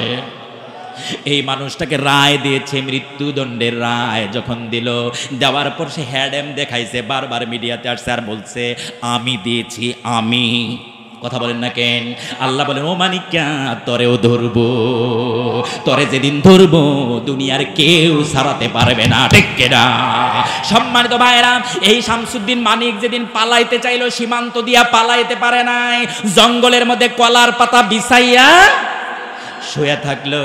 ওই কলার পাতার মধ্যে যিনি দরায়া দিলেন তিনি কে? আল্লাহ পারে না? হ্যাঁ, যারে আমরা দরবেশ মনে করলাম, এতটা দিন দরবেশ বইলা বইলা ডাকলাম, ভালো মানুষ মনে করলাম, সেই মানুষটাও 57,000 কোটি টাকা খাইছে। কত হাজার? সবাই বলেন কত হাজার? 57,000 কোটি টাকা। এই মানুষটা যেদিন পালাইলো, কারণ সুরের মনে পুলিশ পুলিশ আছে না নাই, এই মানুষটা ভাবলো ধরা মনে হয় খায়া যাবো, সুতরাং এমন ছদ্মবেশ ধরবো যাতে করে ধরতে না পারে। কিন্তু আল্লাহ তাআলা সিদ্ধান্ত নিলেন তুমি ছদ্মবেশ ধরলে আর কাজ হবে। আল্লাহ তাআলা সিদ্ধান্ত নিলেন কেমনে দিন ধরাইয়া দিলেন। দাড়ি কাটলো, এত সুন্দর দাড়িগুলো, আহা কি সুন্দর দাড়িটা, ইস, আমি শুধু তাকাই থাকতাম। এত সুন্দর দাড়ি, এত সুন্দর ধবধবা ফেরেশতার মতো ধবধবা সাদা পোশাক, আমার দেখা মনে হইতো এই মাত্র যেন জান্নাত থেকে নামলো। কথা বলেন না, সুন্দর লাগতো চেহারাটাও কবু ফটফটে জ্যোৎস্নার মতো। কি সুন্দর চেহারা থেকে, পোশাক থেকে ফোকাস দিত, দাড়ি থেকে কি সুন্দর একটা ফোকাস দিত। অথচ দেখেন এই মানুষটা দাড়িগুলো কেটে ফেললো, তারপরে চুলগুলো কালো খেজাব লাগায়া কালো বানাইলো, গেঞ্জি পরলো, লুঙ্গি পরলো, ছদ্মবেশ ধারণ করে পালাইতে চাইলো সদরঘাট দিয়া। কি দিয়া? উপরে ফিটফাট, ভিতরে। সেই জন্য ওই সদরঘাটটা বাইসা নিল, সদরঘাট দেয়া পালাইতে চাইল, সেখানেও যিনি ধরাইয়া দিলেন তিনি কে? সবাই বলেন তিনি কে? আল্লাহ পারে কি পারে না? আল্লাহ বলে ওয়া মাকারু ওয়া মাকারাল্লাহ ওয়াল্লাহু খায়রুল মাকিরিন। আল্লাহ বলেন মানুষ চক্রান্ত করে, ষড়যন্ত্র করে, আর আল্লাহ ওই ষড়যন্ত্র চক্রান্ত রুখে দেওয়ার জন্য উত্তম পরিকল্পনা করে। জোরে বলেন আল্লাহু আকবার। আল্লাহ বলেন ওয়া মাকারু মাকরান কুব্বারা। মানুষ লম্বা লম্বা পরিকল্পনা করে, লম্বা লম্বা স্বপ্ন দেখে 41 সন পর্যন্ত থাকবে। কত সন? এই সবাই বলেন কত সন? আল্লাহ বলেন না, 41 পর্যন্ত যাওয়া যাবে না। তুমি যদি 41 পর্যন্ত যাও তাহলে আরো অনেক মায়ের বুক খালি হয়ে যাবে। তুমি যদি 41 পর্যন্ত যাও তাহলে অনেক স্ত্রীরা স্বামী হারা হয়ে যাবে, ঠিক কিনা? তুমি যদি 41 সন পর্যন্ত যাও তাহলে আরো অনেক আলেমদের হাতের মধ্যে হাত করা পড়বে, আরো অনেক আলেমদের পায়ের মধ্যে ডান্ডা বেরিয়ে পড়বে, আরো অনেক আলেমদের আয়না করে নেওয়া হবে, জেলখানায় নেওয়া হবে, আর নিরপরাধ অনেক মানুষদেরকে মৃত্যুদণ্ড দেওয়া হবে, ফাঁসিতে ঝোলানো হবে। এই জন্য না, ওই 41 সন পর্যন্ত যাওয়া যাবে না, 24-এই। কথা বলেন 24-এই শেষ না। শুধু আল্লাহ রাব্বুল আলামিন ওই বাহিনীদের মুখ দিয়া বের করে দিলেন 45 মিনিট। কত মিনিট? আল্লাহ বলায়া দিলেন, মুখ দিয়া বের করে দিলেন। একদিনও না, 2 দিনও না, 1 মাসও না, 2 মাসও না, মাত্র 45 মিনিট। ম্যাডাম, আপনি যদি বাঁচতে চান এই 45 মিনিটের মধ্যে আপনি তাড়াতাড়ি রেডি হয়ে সরে যান। যদি না যেতে পারেন আপনার জীবন কিন্তু বিপন্ন হয়ে যাবে, ঠিক কিনা বলেন? সম্মানিত ভাইরা, রান্না করা খাবার যিনি খেতে দেয় নাই তিনি কে? আর একটু জুড়ে বলেন তিনি কে? এই জন্য বলি, জুলুম আর বাড়াবাড়ি সীমালঙ্ঘন কোনোদিন কিন্তু কল্যাণ বয়ে আনে না। আল্লাহ বলেছেন ইন্নাল্লাহা লা ইউহিব্বুল মু'তাদিন, আল্লাহ সীমালঙ্ঘনকারীকে পছন্দ করে না। ও প্রিয়জনেরা, আবার ফিরে যাই আমাদের মালিককে। আমরা কার গোলাম? আল্লাহর সাথে আমাদের সম্পর্ক হলো মালিক আর গোলামের সম্পর্ক। কথা বলেন, ওই গোলামগুলো যতক্ষণ আল্লাহর গোলামি করবে ততক্ষণ আল্লাহ খুশি হয়ে যায়। সম্মানিত ভাইরা, আবার প্রশ্ন করি, বলেন তো আমরা গোলামি করব কার? আইন মানব কার? নামাজের আইন আছে না নাই? রোজার আইন আছে না নাই? হজের আইন আছে না নাই? যাকাতের আইন আছে না নাই? ও প্রিয়জন, একটু ভালো করে খেয়াল করেন, গভীর মনোযোগ দেওয়া লাগবে। শঙ্কর দিয়া বা শিম ওয়াজ মুখস্থ করেন। ও প্রিয়জনেরা, আল্লাহ রাব্বুল আলামিন কতগুলো আইন দিয়েছে দেখেন। আল্লাহ তাআলা দিয়েছে নামাজের আইন, রোজার আইন, হজ যাকাতের আইন। কিন্তু এইগুলো যদি কেউ না পড়ে, নামাজ যদি কেউ না পড়ে, দুনিয়াতে তার কোনো শাস্তি নাই। কথা বলেন না কেন? নামাজ যদি কেউ না পড়ে, তারে আপনি 80 বেত লাগাইতে পারবেন না, 100 বেত লাগাইতে পারবেন না। রোজা যদি কেউ না করে, তারে আপনি 80 আর 100 বেত লাগাইতে পারবেন না, জেলখানায়ও নিতে পারবেন না। ও প্রিয়জন, গভীর মনোযোগ দেন, একটু গুরুত্বপূর্ণ কথা বলছি। কতগুলো আইন আছে, এই আইনগুলোর জন্য আল্লাহর পক্ষ থেকে দুনিয়াতে কোনো শাস্তি নাই। কোনো শাস্তি নির্ধারণ হয় না। কারণ কি? কারণ হলো এগুলোর সাথে মানুষের হক জড়িত না, মানুষের অধিকার নষ্ট হয় না। কারণ আপনি যদি নামাজ না পড়েন, এটা আপনার ক্ষতি হয়েছে, আপনি কিন্তু কারো ক্ষতি করেন নাই। আপনি যদি রোজা না করেন, তাহলে এটা আপনার ক্ষতি হয়েছে, এটা অন্য কারো ক্ষতি হয় নাই। কিন্তু প্রিয়জনেরা, এই কোরআনের মধ্যে আল্লাহ তাআলা 5টা ফৌজদারি আইন দিয়েছে। এগুলো নিয়ে পড়াশোনা করা লাগে, গাটাগাটি করা লাগে। ও প্রিয়জনেরা, আল্লাহর আইনগুলো এই জন্য তো বলে কোরআনের আইন জমিনে বাস্তবায়ন করার দরকার। কোরআনের আইন কোনগুলো? 2 ধরনের আইন আছে। এক ধরনের আইন, ওটার জন্য কোনো মায়ের পিঠ চলে না, ওগুলোর জন্য কোনো শাসন করা লাগে না, ওগুলোর জন্য কোনো বেত লাগানো যায় না, ওগুলোর জন্য কোনো দণ্ডবিধি নাই। আবার এমন কিছু আইন আছে, ওগুলোর জন্য ফৌজদারি দণ্ডবিধি আছে। বুঝাইতে পারতেছি? ও প্রিয়জনেরা, তাহলে ওই আইনগুলো কারা করবেন? আল্লাহ বলেছেন, আল্লাযীনা ইম্মাক্কান্নাহুম ফিল আরদি আকামুস সালাতা ওয়া আতাউজ যাকাতা ওয়া আমারু বিল মারুফি ওয়া নাহাউ আনিল মুনকার। আল্লাহ বলেন, আমি জমিনে যাদেরকে ক্ষমতা দেই, যারা ক্ষমতার চেয়ারে বসে, এরা যদি মুসলমান হয়, তাহলে তারা ক্ষমতা পাওয়ার সাথে সাথে 4টা দায়িত্ব পালন করবে। জুড়ে বলেন, কয়টা? 4 দফা কর্মসূচি বাস্তবায়ন করবে দেশে। 4 দফা কর্মসূচি। 1 নাম্বার, আকামুস সালাহ, নামাজের বিল পাস করে নামাজ বাধ্যতামূলক করে দিবে। 2 নাম্বার, ওয়া আতাউজ যাকাত, যাকাত বোর্ড গঠন করে যাকাত বাধ্যতামূলক উঠাবে। ধনীদের কাছ থেকে যাকাত বাধ্যতামূলক উঠায়া গরিবদের ঘরে পাঠায়া দিবে। গরিবরা ডাইকে আনবে না, গরিবরে খবর দিয়া মাইকিং কইরা খবর দিয়া দরজায় আনবে না, লাইন ধরে দাঁড় করাবে না, গরিবদেরকে লজ্জা দেবে না, বরং গরিবদেরকে তালিকা করে করে ঘরের মধ্যে পাঠায়া দিবে। 3 নাম্বার হলো ওয়া আমারু বিল মারুফ, ন্যায় কাজ, নেক কাজ, ভালো কাজ চালু করে দিবে সমাজে। বেশি বেশি করে ওয়াজ মাহফিল চালু করবে, বেশি বেশি করে সেমিনার সিম্পোজিয়াম, ভালো ভালো হালাকাগুলো, এগুলো চালু করে দিবে। সৎ কাজের আদেশ বাস্তবায়ন করবে, আর অসৎ কাজের নিষেধ এটাও বাস্তবায়ন করবে। ভালো কাজগুলো সমাজে বাস্তবায়ন করবে, আর অন্যায় খারাপ কাজগুলো, পাপের কাজগুলো বন্ধ করে দিবে। সিনেমা হলগুলো বন্ধ করে দিবে। কথা বলেন? সিনেমা হলগুলো বন্ধ করে দিবে, ওই হলটাকে অন্য ভালো কাজে লাগাবে। যাত্রার প্যান্ডেল বন্ধ করে দিবে, ওখানে ওয়াজ মাহফিল চালু করে দিবে। জোরে বলেন আল্লাহু আকবার। নাটকের মঞ্চটা ভেঙে দিবে, অথবা নাটকের মঞ্চ বন্ধ করে দিয়ে ওই মঞ্চটাকে কোরআনের মঞ্চ বানায়া দিবে। জোরে বলেন আল্লাহু আকবার। ওয়া আমারু বিল মারুফ, ভালো কাজের অর্ডার করবে, ভালো কাজ চালু করে দিবে। ওয়া নাহাউ আনিল মুনকার, যত অন্যায়, অনাচার, জুলুম, চাঁদাবাজি, মাস্তানি, গুন্ডামি সব কিছু বন্ধ করে দিবে। ঠিক কিনা?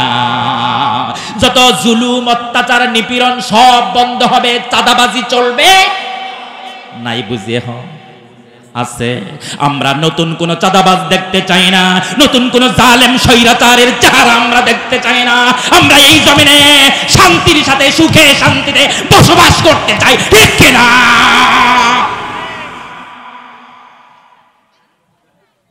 সম্মানিত ভাইয়েরা, গভীর মনোযোগ দেওয়া লাগবে। আপনারা কি নতুন কোন জালেম দেখতে চান? নতুন কোন স্বৈরাচার দেখতে চান? নতুন কোন চাঁদাবাজ দেখতে চান? আর কত জুলুম দেখব, আর কত জুলুম দেখব।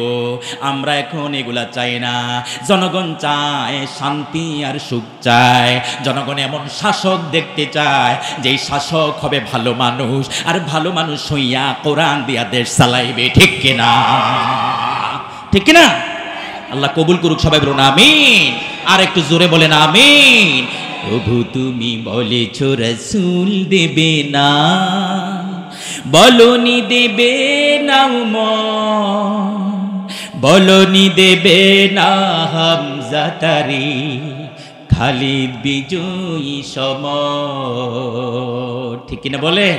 হায় হায়, উমরের মতো যদি হতো, হ্যাঁ, তাহলে কি দুর্নীতি থাকতো?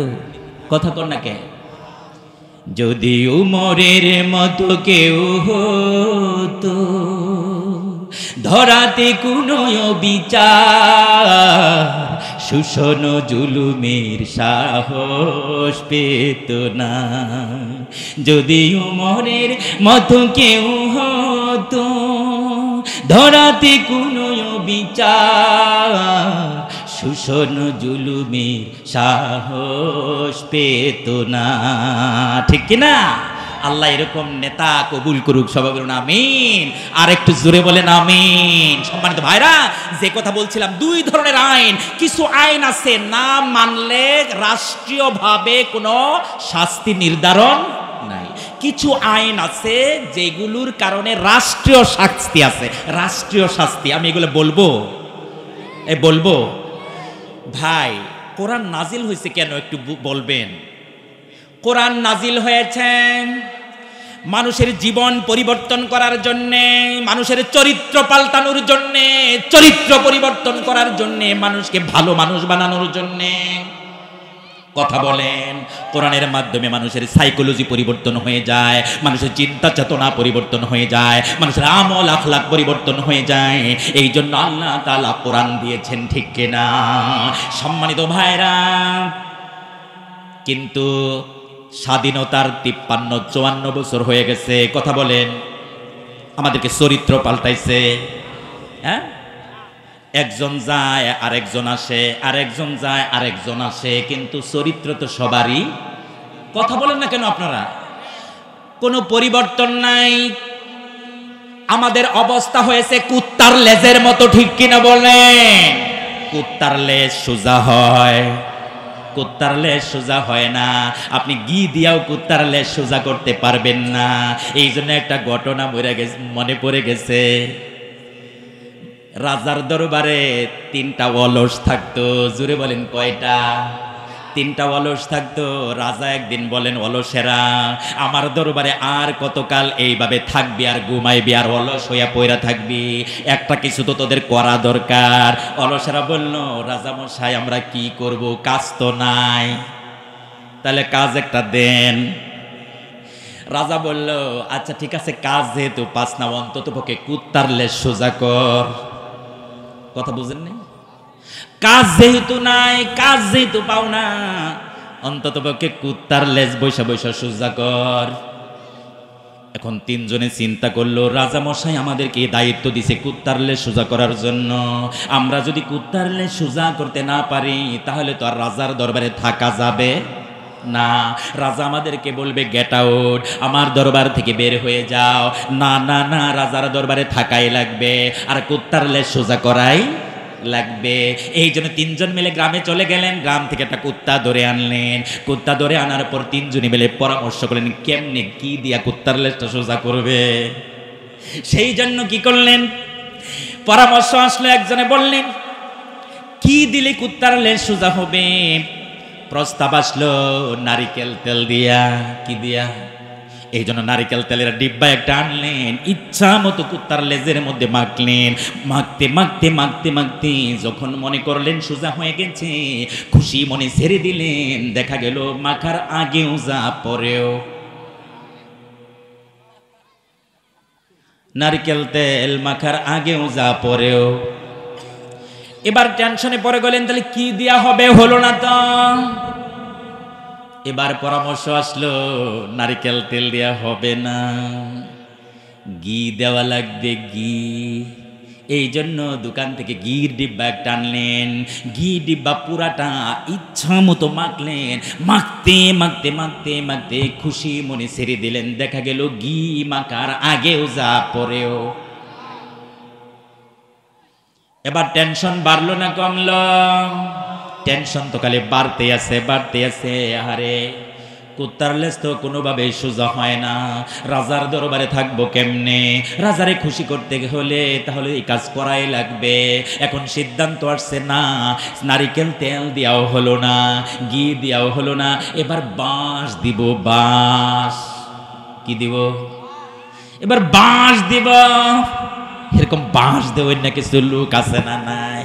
দেখবেন খালি গ্রামে খালি দেখবেন বাঁশ দেবেন না লোক, কয় আইক্যাওয়ালা দিন, কয় কিনা নাউজুবিল্লাহ কইবেন না। ও প্রিয়জনেরা, এবার বাঁশ কেটে আনলেন, লেজের সমান করে চুঙ্গা বানালেন, খুঁটা গাড়লেন, চুঙ্গার ভিতরে লেজ ঢুকাইয়া দিলেন। 24 ঘন্টা ওই বাঁশের চুঙ্গার ভিতরে টাইট টাইট করে লেজটারে ঢুকাইয়া রাখলেন। 24 ঘন্টা পর 3 হলো সে খুশি মনে ছেড়ে দিলেন। দেখা গেল বাঁশ দেওয়ার আগেও যা পরেও। আমাদের চরিত্র হয়েছে প্রিয়জন হাসানোর জন্য বলি নাই, আমাদের চরিত্রটা হয়েছে এরকম। দেখা যায় মাহফিলের আগেও যা পরেও তা। দেখা যায় এত কোরআনের বয়ান শোনা হয়, আমাদের চরিত্র পাল্টায় না। প্রিয়জনেরা, এই কোরআন এসেছে মানুষকে আলোকিত করার জন্য, জীবন পরিবর্তন করার জন্য, হেদায়েত দেওয়ার জন্য, জান্নাতে নেওয়ার জন্য। প্রিয়জনেরা, স্বাধীনতার 53 বছর হয়ে গেছে। কয় বছর বলেন? 53 বছর হয়ে গেছে। এখনো কি চুরি কমছে? আমি বলতেছি চুরি, ডাকাতি, হাইজাকারি, চাঁদাবাজি, তারপরে হলো দুর্নীতি, কমছে নাকি বাড়ছে? সবাই বলেন কমছে নাকি বাড়ছে? বাড়ছে, কিন্তু কমে নাই। কারণ কি? কারণ আল্লাহ তাআলা যে আইন করে দিয়েছেন ওই আইন তো জমিনে নাই। কথা বলেন না কে? যেই আইন মানলে, যেই আইন অ্যাপ্লাই করলে, যেই আইন বাস্তবায়ন করলে জমি থেকে চুরি বন্ধ হয়ে যাবে, ডাকাতি বন্ধ হয়ে যাবে, সন্ত্রাসী বন্ধ হয়ে যাবে, জুলুম বন্ধ হয়ে যাবে, দুর্নীতি বন্ধ হয়ে যাবে। ওই আইন কিন্তু মানা হয় না, ঠিক কিনা বলেন? এগুলা সুরেরা মানতে দেয় না, সুরেরা মানে না। এরা বলে আমরা কোরআনের আইন মানি না। কারণ কি? কোরআনের আইন মানলে চুরি বন্ধ করার আইন যদি মানা হয়, দুর্নীতি বন্ধ করার আইন যদি মানা হয়, রাতারাতি কোটিপতি হওয়া যাবে না। কথা বলে না কে? কোটি কোটি টাকার মালিক হওয়া যাবে না। যেই কথা বলতেছিলাম, গভীর মনোযোগ। তাহলে কোরআনের আইন চায় না কারা? একটু খেয়াল করেন। যারা রাতারাতি বড় লোক হতে চায়, ধনী হতে চায়, টাকা মাইরা, দেশের টাকা মাইরা, লুটপাট কইরা, দুর্নীতি কইরা, কলমের খুঁচা দেয়া দুর্নীতি করে যারা রাতারাতি কোটি কোটি টাকার মালিক হতে চায়, তারাই দেখবেন কোরআনের আইন চায় না। চুরি দমন করার জন্য, চুরি নির্মূল করার জন্য দুর্নীতি দমন কমিশন করা হলো। আমাদের দেশে দুর্নীতি দমন কমিশন করা হলো, অ্যান্টি কারাপশন করা হলো। আচ্ছা, দুর্নীতি দমন কমিশন দেয়া কি কোনো কাজ হইছে? কাজ হইব কেমনে? যাদেরকে আপনি দায়িত্ব দিয়েছেন তারা নিজেরাই তো চুরি করে। যারে আপনি বসাইছেন দুর্নীতি কমানোর জন্য, তারাই যদি দুর্নীতি করে, তাহলে কিভাবে দুর্নীতি কমবে? কথা বলেন না কেন? আপনি সরিষা দিয়া ভূত তাড়াইবেন, এখন সরিষার ভিতরে যদি ভূত বসে থাকে তাহলে আপনি ভূত যাইব নাকি? ও প্রিয়জনেরা, গভীর মনোযোগ দেওয়া লাগবে। এই জন্য স্বাধীনতার 53-54 বছর হয়ে গেছে, এখনো পর্যন্ত আমাদের দেশের দিকে চুরি কমে নাই, ডাকাতি কমে নাই, হাইজাকারি কমে নাই, চাঁদাবাজি কমে নাই, বরং বাড়ে। দুর্নীতি কমছে? কমে নাই। সেগুলা কমানোর জন্য আল্লাহ একটা আইন দিয়েছেন। আইনটা শুনবেন। আল্লাহ রাব্বুল আলামিন বলেছেন, ওয়াস-সারিকু ওয়াস-সারিকাতু ফাকতাউ আইদিয়াহুমা। তোমরা যদি জমিন থেকে চুরি বন্ধ করতে চাও, ডাকাতি বন্ধ করতে চাও, তোমরা যদি দুর্নীতি বন্ধ করতে চাও, তাহলে চোর এবং চুন্নি যারা চুরি করবে, পুরুষ হোক এবং নারী হোক, চুরি করলে হাত কেটে দাও। হাত যদি কেটে দিতে পারো, জমিন থেকে চুরি বন্ধ হয়ে যাবে, ডাকাতি বন্ধ হয়ে যাবে, চাঁদাবাজি বন্ধ হয়ে যাবে, আর দুর্নীতি বন্ধ হয়ে যাবে। দেশের টাকা কেউ মারবে না, দেশের টাকা লুটপাট করবে না, দেশের টাকা দেশেই থাকবে। বরকত যিনি ডাইলা দিবেন তিনি কে? সম্মানিত ভাইরা, দুঃখ লাগে। স্বাধীনতার 53-54 বছর হয়ে যাচ্ছে, এখনো পর্যন্ত দেশটা সুখী সমৃদ্ধশালী দেশ হলো না। এখনো পর্যন্ত আমরা বরকত পাইলাম না। কারণ বরকত কমে যায় সুরেদের কারণে, দুর্নীতিবাজদের কারণে বরকত কমে যায়, ঠিক কিনা বলে? তাহলে 1 নাম্বার আইন হলো দুর্নীতি নির্মূল আইন। সেটা হলো কি? যেই চুরি করবে হাত কেটে দাও। নবীজির আমলে মাখজুম গোত্রের এক মহিলা চুরিতে ধরা পড়ছে, সম্ভ্রান্ত ফ্যামিলির, সম্ভ্রান্ত বংশের মহিলা। চুরি করার পরে নবীজির দরবারে ধরে আনা হলো। নবীজি সাক্ষ্য প্রমাণের ভিত্তিতে রায় দিয়ে দিলেন, হাত কেটে দাও। এখন নবীজির কাছে সুপারিশ আসলো। সুপারিশ কে করবে? উমর সুপারিশ আনতে রাজি না, আবু বকর রাজি না, আলী উসমান কেউ রাজি না। কোন সাহাবী নবীর কাছে যাইয়া সুপারিশ করতে রাজি না।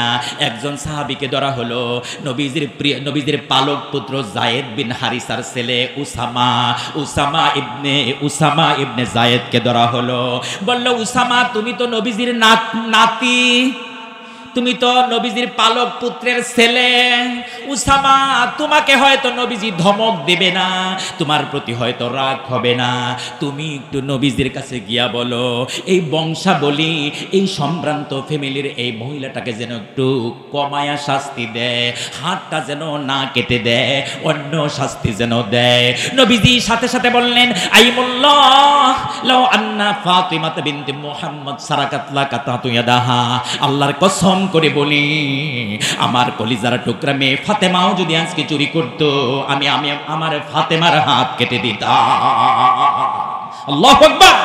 নবীজি বললেন, উসামা তোমার সাহস তো কম নয়, আমার কাছে আসছো কোরআনের আইন পাল্টাইতে, আমার কাছে আসছো, এটা কি আমার কথা বলেছি?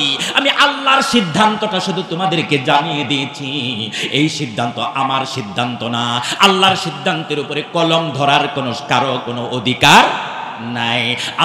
আল্লাহর হুকুমের উপরে কোনো কনসিডার চলে না, কোনো ডিসকাউন্ট চলে না।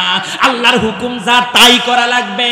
আল্লাহ হুকুম করেছেন 5 ওয়াক্ত নামাজ, 5 ওয়াক্তই সিজদা দেওয়া লাগবে, প্রতি রাকাতে 2টা।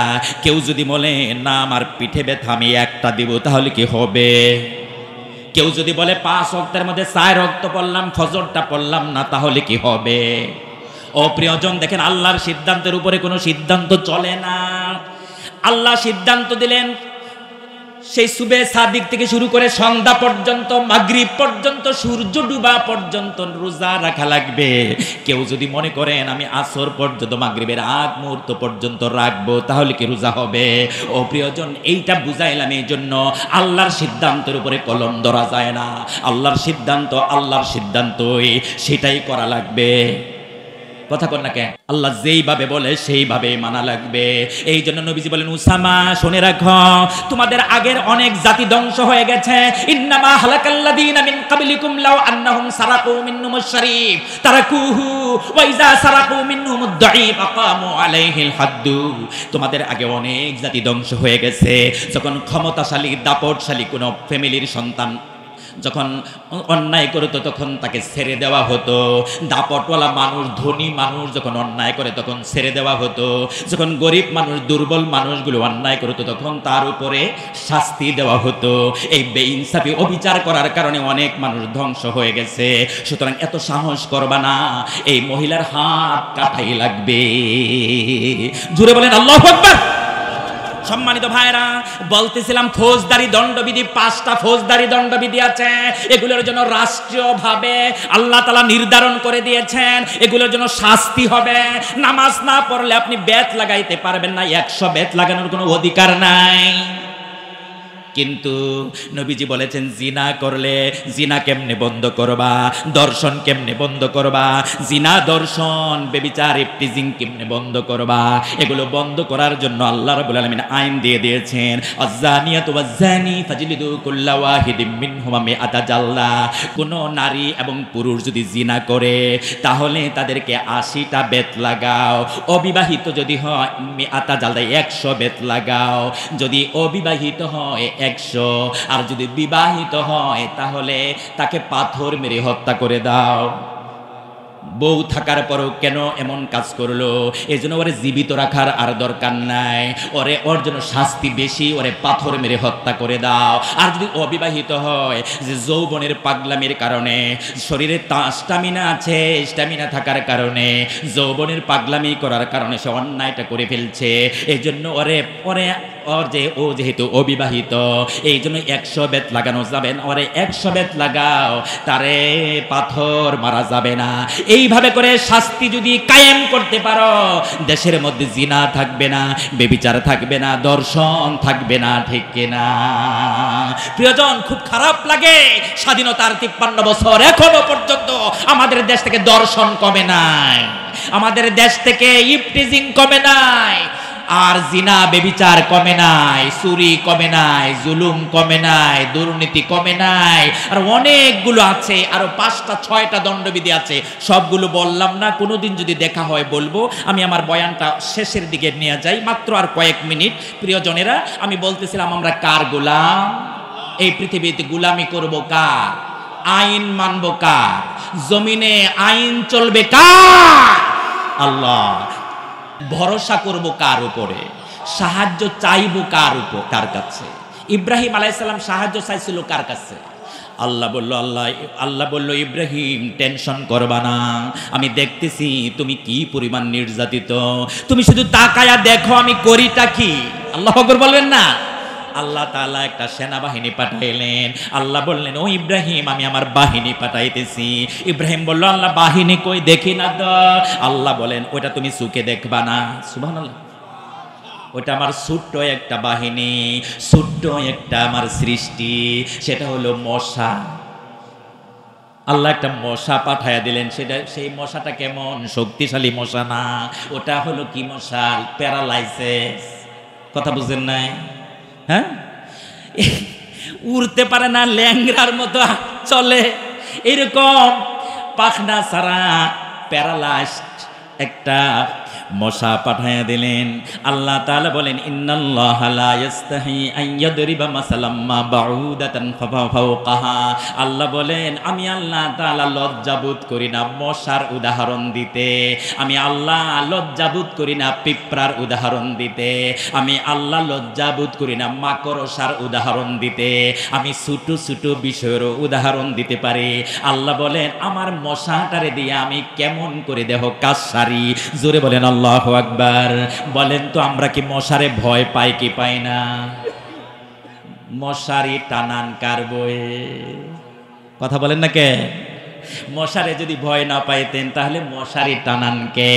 ও প্রিয়জনেরা, দেখেন মশা একটা ঢুকায়া দিছে নাক দিয়া ঢুকানোর পর নমরুদের মগজের মধ্যে চলে গেল। মগজের মধ্যে যায় চতুর্দিক থেকে অ্যাটাক করা আরম্ভ করলো, আক্রমণ করা আরম্ভ করলেন।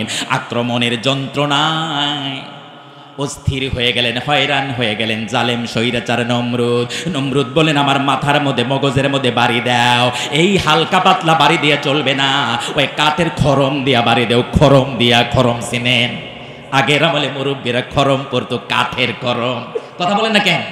এখন তো বিভিন্ন ব্র্যান্ডের জুতা, তুলতুলা জুতা, আমরা তো যাইয়াই জুতা, নরম জুতা খুঁজি। ওই সময় এত নরম জুতা ছিল না, এত কোম্পানি ছিল না, এত ব্র্যান্ডের জুতা ছিল না। ওই খরম দিয়া পিটানো শুরু করলেন। আল্লাহ রাব্বুল আলামিন ওই খরমের বাড়ি, জুতার বাড়ি খাওয়াইয়া দুনিয়া থেকে বিদায় করলেন, ঠিক না? তাহলে ইব্রাহিম আলাইহিস সালামকে সাহায্য করেছেন কে? আল্লাহ রাব্বুল আলামিন সাহায্য করেছেন, আগুনের মধ্যে ফেলে দিল, আগুনকে ফুলের বাগান বানায়া দিলেন কে? বলেন তো, আল্লাহর কাছে কি কোনো অসম্ভব আছে? মানুষের কাছে অসম্ভব, মানুষের কাছে যেটা অসম্ভব আল্লাহর কাছে সেটা সম্ভব। আল্লাহ শুধু বলে কুন হও, ফায়াকুন, সাথে সাথেই হয়ে যায়। জোরে বলেন আল্লাহু আকবার। সম্মানিত ভাইরা, এইভাবে করে আল্লাহ তাআলা সাহায্য করেন। এই জন্য সব সময় সাহায্য চাইবো কার কাছে? ভরসা করব কার উপরে? ভয় করব কারে? কারে ভয় করবেন? জেনে রাখবেন, কোন মানুষের কলবের মধ্যে, কোন মানুষের অন্তরে যদি ভয় না থাকে, ওই মানুষ থাকে না, জানোয়ার হয়ে যায়। কি হয়ে যায়? কথা বলেন, কি হয়ে যায়? জানোয়ার হয়ে যায়। এই জন্যে ভয় থাকা লাগবে। ভয় থাকে কোথায়? কলবে না মগজে? কথা বলেন শঙ্কর দিয়ে বাসি। তাকওয়া থাকে কি মগজে না কলবে? কলব কোথায়? নবীজি বলছেন, আত্তাকওয়া হাহুনা, আত্তাকওয়া হাহুনা, আত্তাকওয়া হাহুনা। এই বুকের দিকে তাকাইছে, তার মানে কলব আছে বুকের ভিতরে। সুবহানাল্লাহ। এই জন্য অন্তরটা ঠিক করা লাগবে। অন্তরের মধ্যে থাকবে কার ভয়? অন্তরের মধ্যে কোনো হিংসা থাকা যাবে না, বিদ্বেষ থাকা যাবে না, লোভ লালসা থাকা যাবে না, অহংকার থাকা যাবে। হইয়া মন সরল সারিয়া দিলের গরল, নামাজ রোজা বান্দা করো রে। হইয়া দিল সরল সারিয়া মনের গরল, নামাজ রোজা বান্দা করো রে। মনে থাকিলে কুচুরি পাবে না মুজুরি, মনে থাকিলে কুচুরি পাবে না মুজুরি, জাহান্নাম হবে তোর ঠিকানা রে। হইয়া মন সরল সারিয়া দিলির গরল, নামাজ রোজা বান্দা করো রে। দিলের মধ্যে ময়লা নিয়া ইবাদত করলে কি লাভ হইব? এই জন্য আল্লাহ বলছে তোমরা আল্লাহকে ভয় করো। সুইলা রাসূলুল্লাহি সাল্লাল্লাহু আলাইহি ওয়াসাল্লাম আন আকসারা মা উদখিলাল জান্নাহ, নবীজিকে বলা হলো ওগো নবীজি কোন জিনিস মানুষকে বেশি বেশি জান্নাতে নেয়? নবীজি বলল দুইটা জিনিস মানুষকে জান্নাতে নেয়, একটা হলো তাকওয়াল্লাহ আল্লাহর ভয়, আর একটা হলো হুসনুল খুলুক উত্তম চরিত্র। উত্তম চরিত্র মানে আমাদের নেতাদের মতো চরিত্র না, ভালো চরিত্র, ঠিক কিনা বলেন? উমুক ভাইয়ের চরিত্র ফুলের মতো পবিত্র, নামাজ পড়ে না, একক তো বিড়ি খায়, পাঁচক তো এরকম আছে না নাই? এরকম চরিত্রের কথা বলে নাই নবীজি। নবীজি বলছে নবীর চরিত্রের মতো চরিত্র হওয়া লাগবে, সাহাবীদের চরিত্রের মতো চরিত্র হওয়া লাগবে। নবীজির চরিত্র হলো ইন্নাকা লাআলা খুলুকিন আযীম, এই পৃথিবীতে শ্রেষ্ঠ চরিত্রের অধিকারী হলো আমাদের নবী, ঠিক কিনা? এই জন্য নবীজিকে আল্লাহ রাব্বুল আলামিন বলে দিলেন লাকাদ কানা লাকুম ফি রাসূলিল্লাহি উসওয়াতুন হাসানাহ, নবীর জীবনেই রয়েছে তোমাদের জন্য উত্তম আদর্শ। তোমরা যদি বলো আমি অমুক আদর্শের সৈনিক, তুমুক আদর্শের সৈনিক, অমুক আদর্শকে লালন করি, এগুলা বললে কিন্তু লাভ হবে না। তোমাকে বলা লাগবে আমি রাসূলুল্লাহর আদর্শের সৈনিক, আমি রাসূলুল্লাহর আদর্শকে আমি লালন করি। যদি তুমি রাসূলুল্লাহর আদর্শকে তুমি যে লালন করতে না পারো, রাসূলুল্লাহকে যদি প্রকৃত নেতা মানতে না পারো, কবরের মধ্যে যাও, ডান্ডার বাড়ি আছে না নাই? আমাদের নেতাকে, আমাদের আদর্শকে। ও প্রিয়জন, গভীর মনোযোগ দেওয়া লাগবে, শেষের দিকে চলে গেলাম।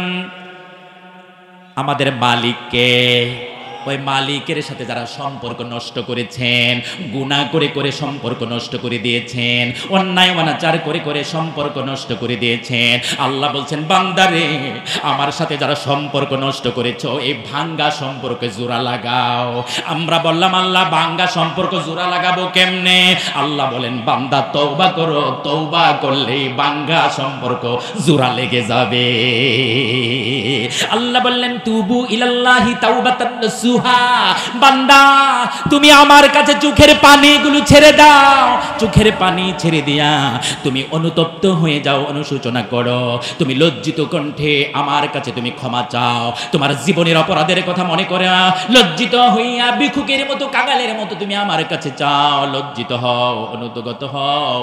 বান্দারে চোখের পানি ছেড়ে দিয়া তুমি আমার কাছে তওবা করে তুমি ফিরে আসো, আমার সাথে সম্পর্ক তুমি বাড়ায়া নাও, ভাঙ্গা সম্পর্ক জোড়া লাগায়া নাও। সুবহানাল্লাহ। তুমি যদি আমার কাছে তওবা করতে পারো আমি আল্লাহ ক্ষমা করব। আল্লাহ বলেন আসা রাব্বুকুম আইয়ুকাফিরা আনকুম সাইয়্যাতিকুম ওয়া ইউদখিলাকুম জান্নাতিন তাজরি মিন তাহতিহাল আনহার। আল্লাহ বলেন বান্দা যদি তুমি তওবা করতে পারো তা আমি আল্লাহ তাআলা তোমার জীবনের গুনাহগুলো মাফ করে দিব। সুবহানাল্লাহ। গুনাহ আছে আমাদের, আছে। একটা মানুষ একটু হাত তোলেন, যেই মানুষটা হাত তুলবেন যার জীবনে কোনো গুনাহ নাই, এরকম একটা মানুষ আমি একটু দেখা যেতে চাই। আছে? ও শঙ্কর দিয়াবাটি এই এলাকাকে একটা মানুষও নাই নিষ্পাপ? নাই। ও প্রিয়জন থাকবে না, কোনোদিন পাবেন না। নিষ্পাপ মানুষ পাওয়া যায় না, এমন কোন আল্লাহর ওয়ালি নাই যারা গুনাহ করে নাই। ও প্রিয়জনেরা, আমরা অসংখ্য গুনাহ করে ফেলেছি, এই জন্য মনটাকে দিলটাকে নরম করা লাগবে। নবীজি বলেন কুল্লু বানি আদম খাত্তাউন ওয়া খায়রুল খাত্তাইনা আত-তাওয়াবুন। আদম সন্তান সবাই গুনাহগার, গুনাহগারদের মধ্যে সেরা গুনাহগার হলো ওই গুনাহগার যেই গুনাহগার গুনাহ করার পর তওবা করে কার কাছে? আল্লাহ আমাদেরকে ক্ষমা করুক, সবাই বলুন আমিন। বেশি বেশি করে ইবাদত করা লাগবে, আমল করা লাগবে, গুলামি করা লাগবে। আর গুলামির সবচেয়ে উত্তম পদ্ধতি হচ্ছে সিজদা, নামাজ, ঠিক কিনা বলেন? প্রিয়জনের, আজকে কমিটমেন্ট করেন এই ময়দানে সবাই যারা আসেন, যুবক, তরুণ, বৃদ্ধ, আবাল, বৃদ্ধ বনিতা যারা রয়েছেন, আমার মা বোনেরা, সকলকে বলছি আজকের ময়দান থেকে আপনারা কমিটমেন্ট করেন, আল্লাহর সাথে ওয়াদাবদ্ধ হয়ে যান, আল্লাহকে কথা দেন, আল্লাহ জীবনে নামাজ ছেড়েছি, অনেক নামাজ হয়তো তরক করেছি, আল্লাহ কথা দিলাম আর নামাজ ছাড়বো না, এখন থেকে নামাজ পড়বো, আল্লাহ কথা দিলাম। পারবেন কথা দিতে? নামাজ হচ্ছে মুসলমানের পরিচয়, নামাজ হচ্ছে ইমানদারের পরিচয়। ভালো করে খেয়াল করবেন, নামাজ নাই, আপনি মুসলমান বলার কোনো অধিকার নাই। এটা আমার কথা না তো, নবীজির কথা। নবীজি বলছে লা দীন লিমান লা সালাত লাহু, যার নামাজ নাই তার ধর্ম নাই। আপনি কিভাবে পরিচয় দেন আমি মুসলমান, আমি মুসলমানের ঘরে জন্ম নিয়েছি, আমার মা বাবা মুসলমান, আমিও মুসলমান, এই কথা বলার কোনো অধিকার নাই। নবীজি বলেছেন যে মান তারাকা সালাতান মুতাআম্মিদান ফাকাদ কাফারা, যে ব্যক্তি নামাজ ইচ্ছাকৃতভাবে ছেড়ে দেয় সে কাফের হয়ে যায়, কাফের হয়ে যায়। সম্মানিত ভাইরা, এই জন্য লা দীনা লা ঈমান লিমান লা সালাত লাহু, যার নামাজ নাই তার ঈমান নাই। যেই ঈমানের দাবি করেন, যেই ঈমান আপনাকে মসজিদে নিতে পারে না, নামাজে নিতে পারে না, ওই ঈমান কিভাবে আপনাকে জান্নাতে নেবে? ও প্রিয়জনেরা, এই জন্য সিদ্ধান্ত নেওয়া লাগবে নামাজ পড়ব কয় ওয়াক্ত। সবাই বলেন কয় ওয়াক্ত? নবীজি বলেছেন মান হাফাযা আলাইহাস সালাত কানাত লাহু নূরাও ওয়া বুরহানাও ওয়া নাজাতান ইয়াউমাল কিয়ামাহ ওয়া মান লাম ইউহাফিজ আলাইহা লাম তাকুন লাহু নূরাও ওয়া বুরহানাও ওয়া নাজাতান ইয়াউমাল কিয়ামাতি মা কারুন ওয়া হামান ওয়া ফিরাউন ওয়া উবাই ইবনে খাল। নবীজি বলেছেন যারা 5 ওয়াক্ত নামাজের হেফাজত করলো, নামাজ নিয়মিত সুন্দরভাবে পড়লো, এই নামাজটা তার জন্য নাজাতের দলিল হয়ে যাবে, সুবহানাল্লাহ বলে। আর যারা নামাজ পড়লো না, হেলায় ফেলায় নামাজ নষ্ট করলো, তার জন্য নাজাতের কোনো দলিল নাই, সে জাহান্নামে চলে যাবে ফেরাউনের সাথে, হামানের সাথে, কারুনের সাথে, আর আবু জেহেলদের সাথে জাহান্নামে চলে যাবে, ঠিক কিনা বলেন? তাহলে আমার বয়ানের অংশ ছিল গোলামি করব কার? এটা 1 নাম্বার সিদ্ধান্ত। 2 নাম্বার সিদ্ধান্ত হলো মা বাবার প্রতি এহসান করবে, সুন্দর ব্যবহার করবে, তাদের খেদমত করবে। তাহলে আজকের আমার বয়ানের বিষয় ছিল কি? সূরা বনী ইসরাইলের 23 নম্বর আয়াত। আল্লাহ 2টা সিদ্ধান্ত দিয়েছেন। 1 নম্বর সিদ্ধান্ত, গোলামি চলবে কার? ইবাদত হবে কার? আইন মানব কার? সিজদা দিব কাকে? বাস।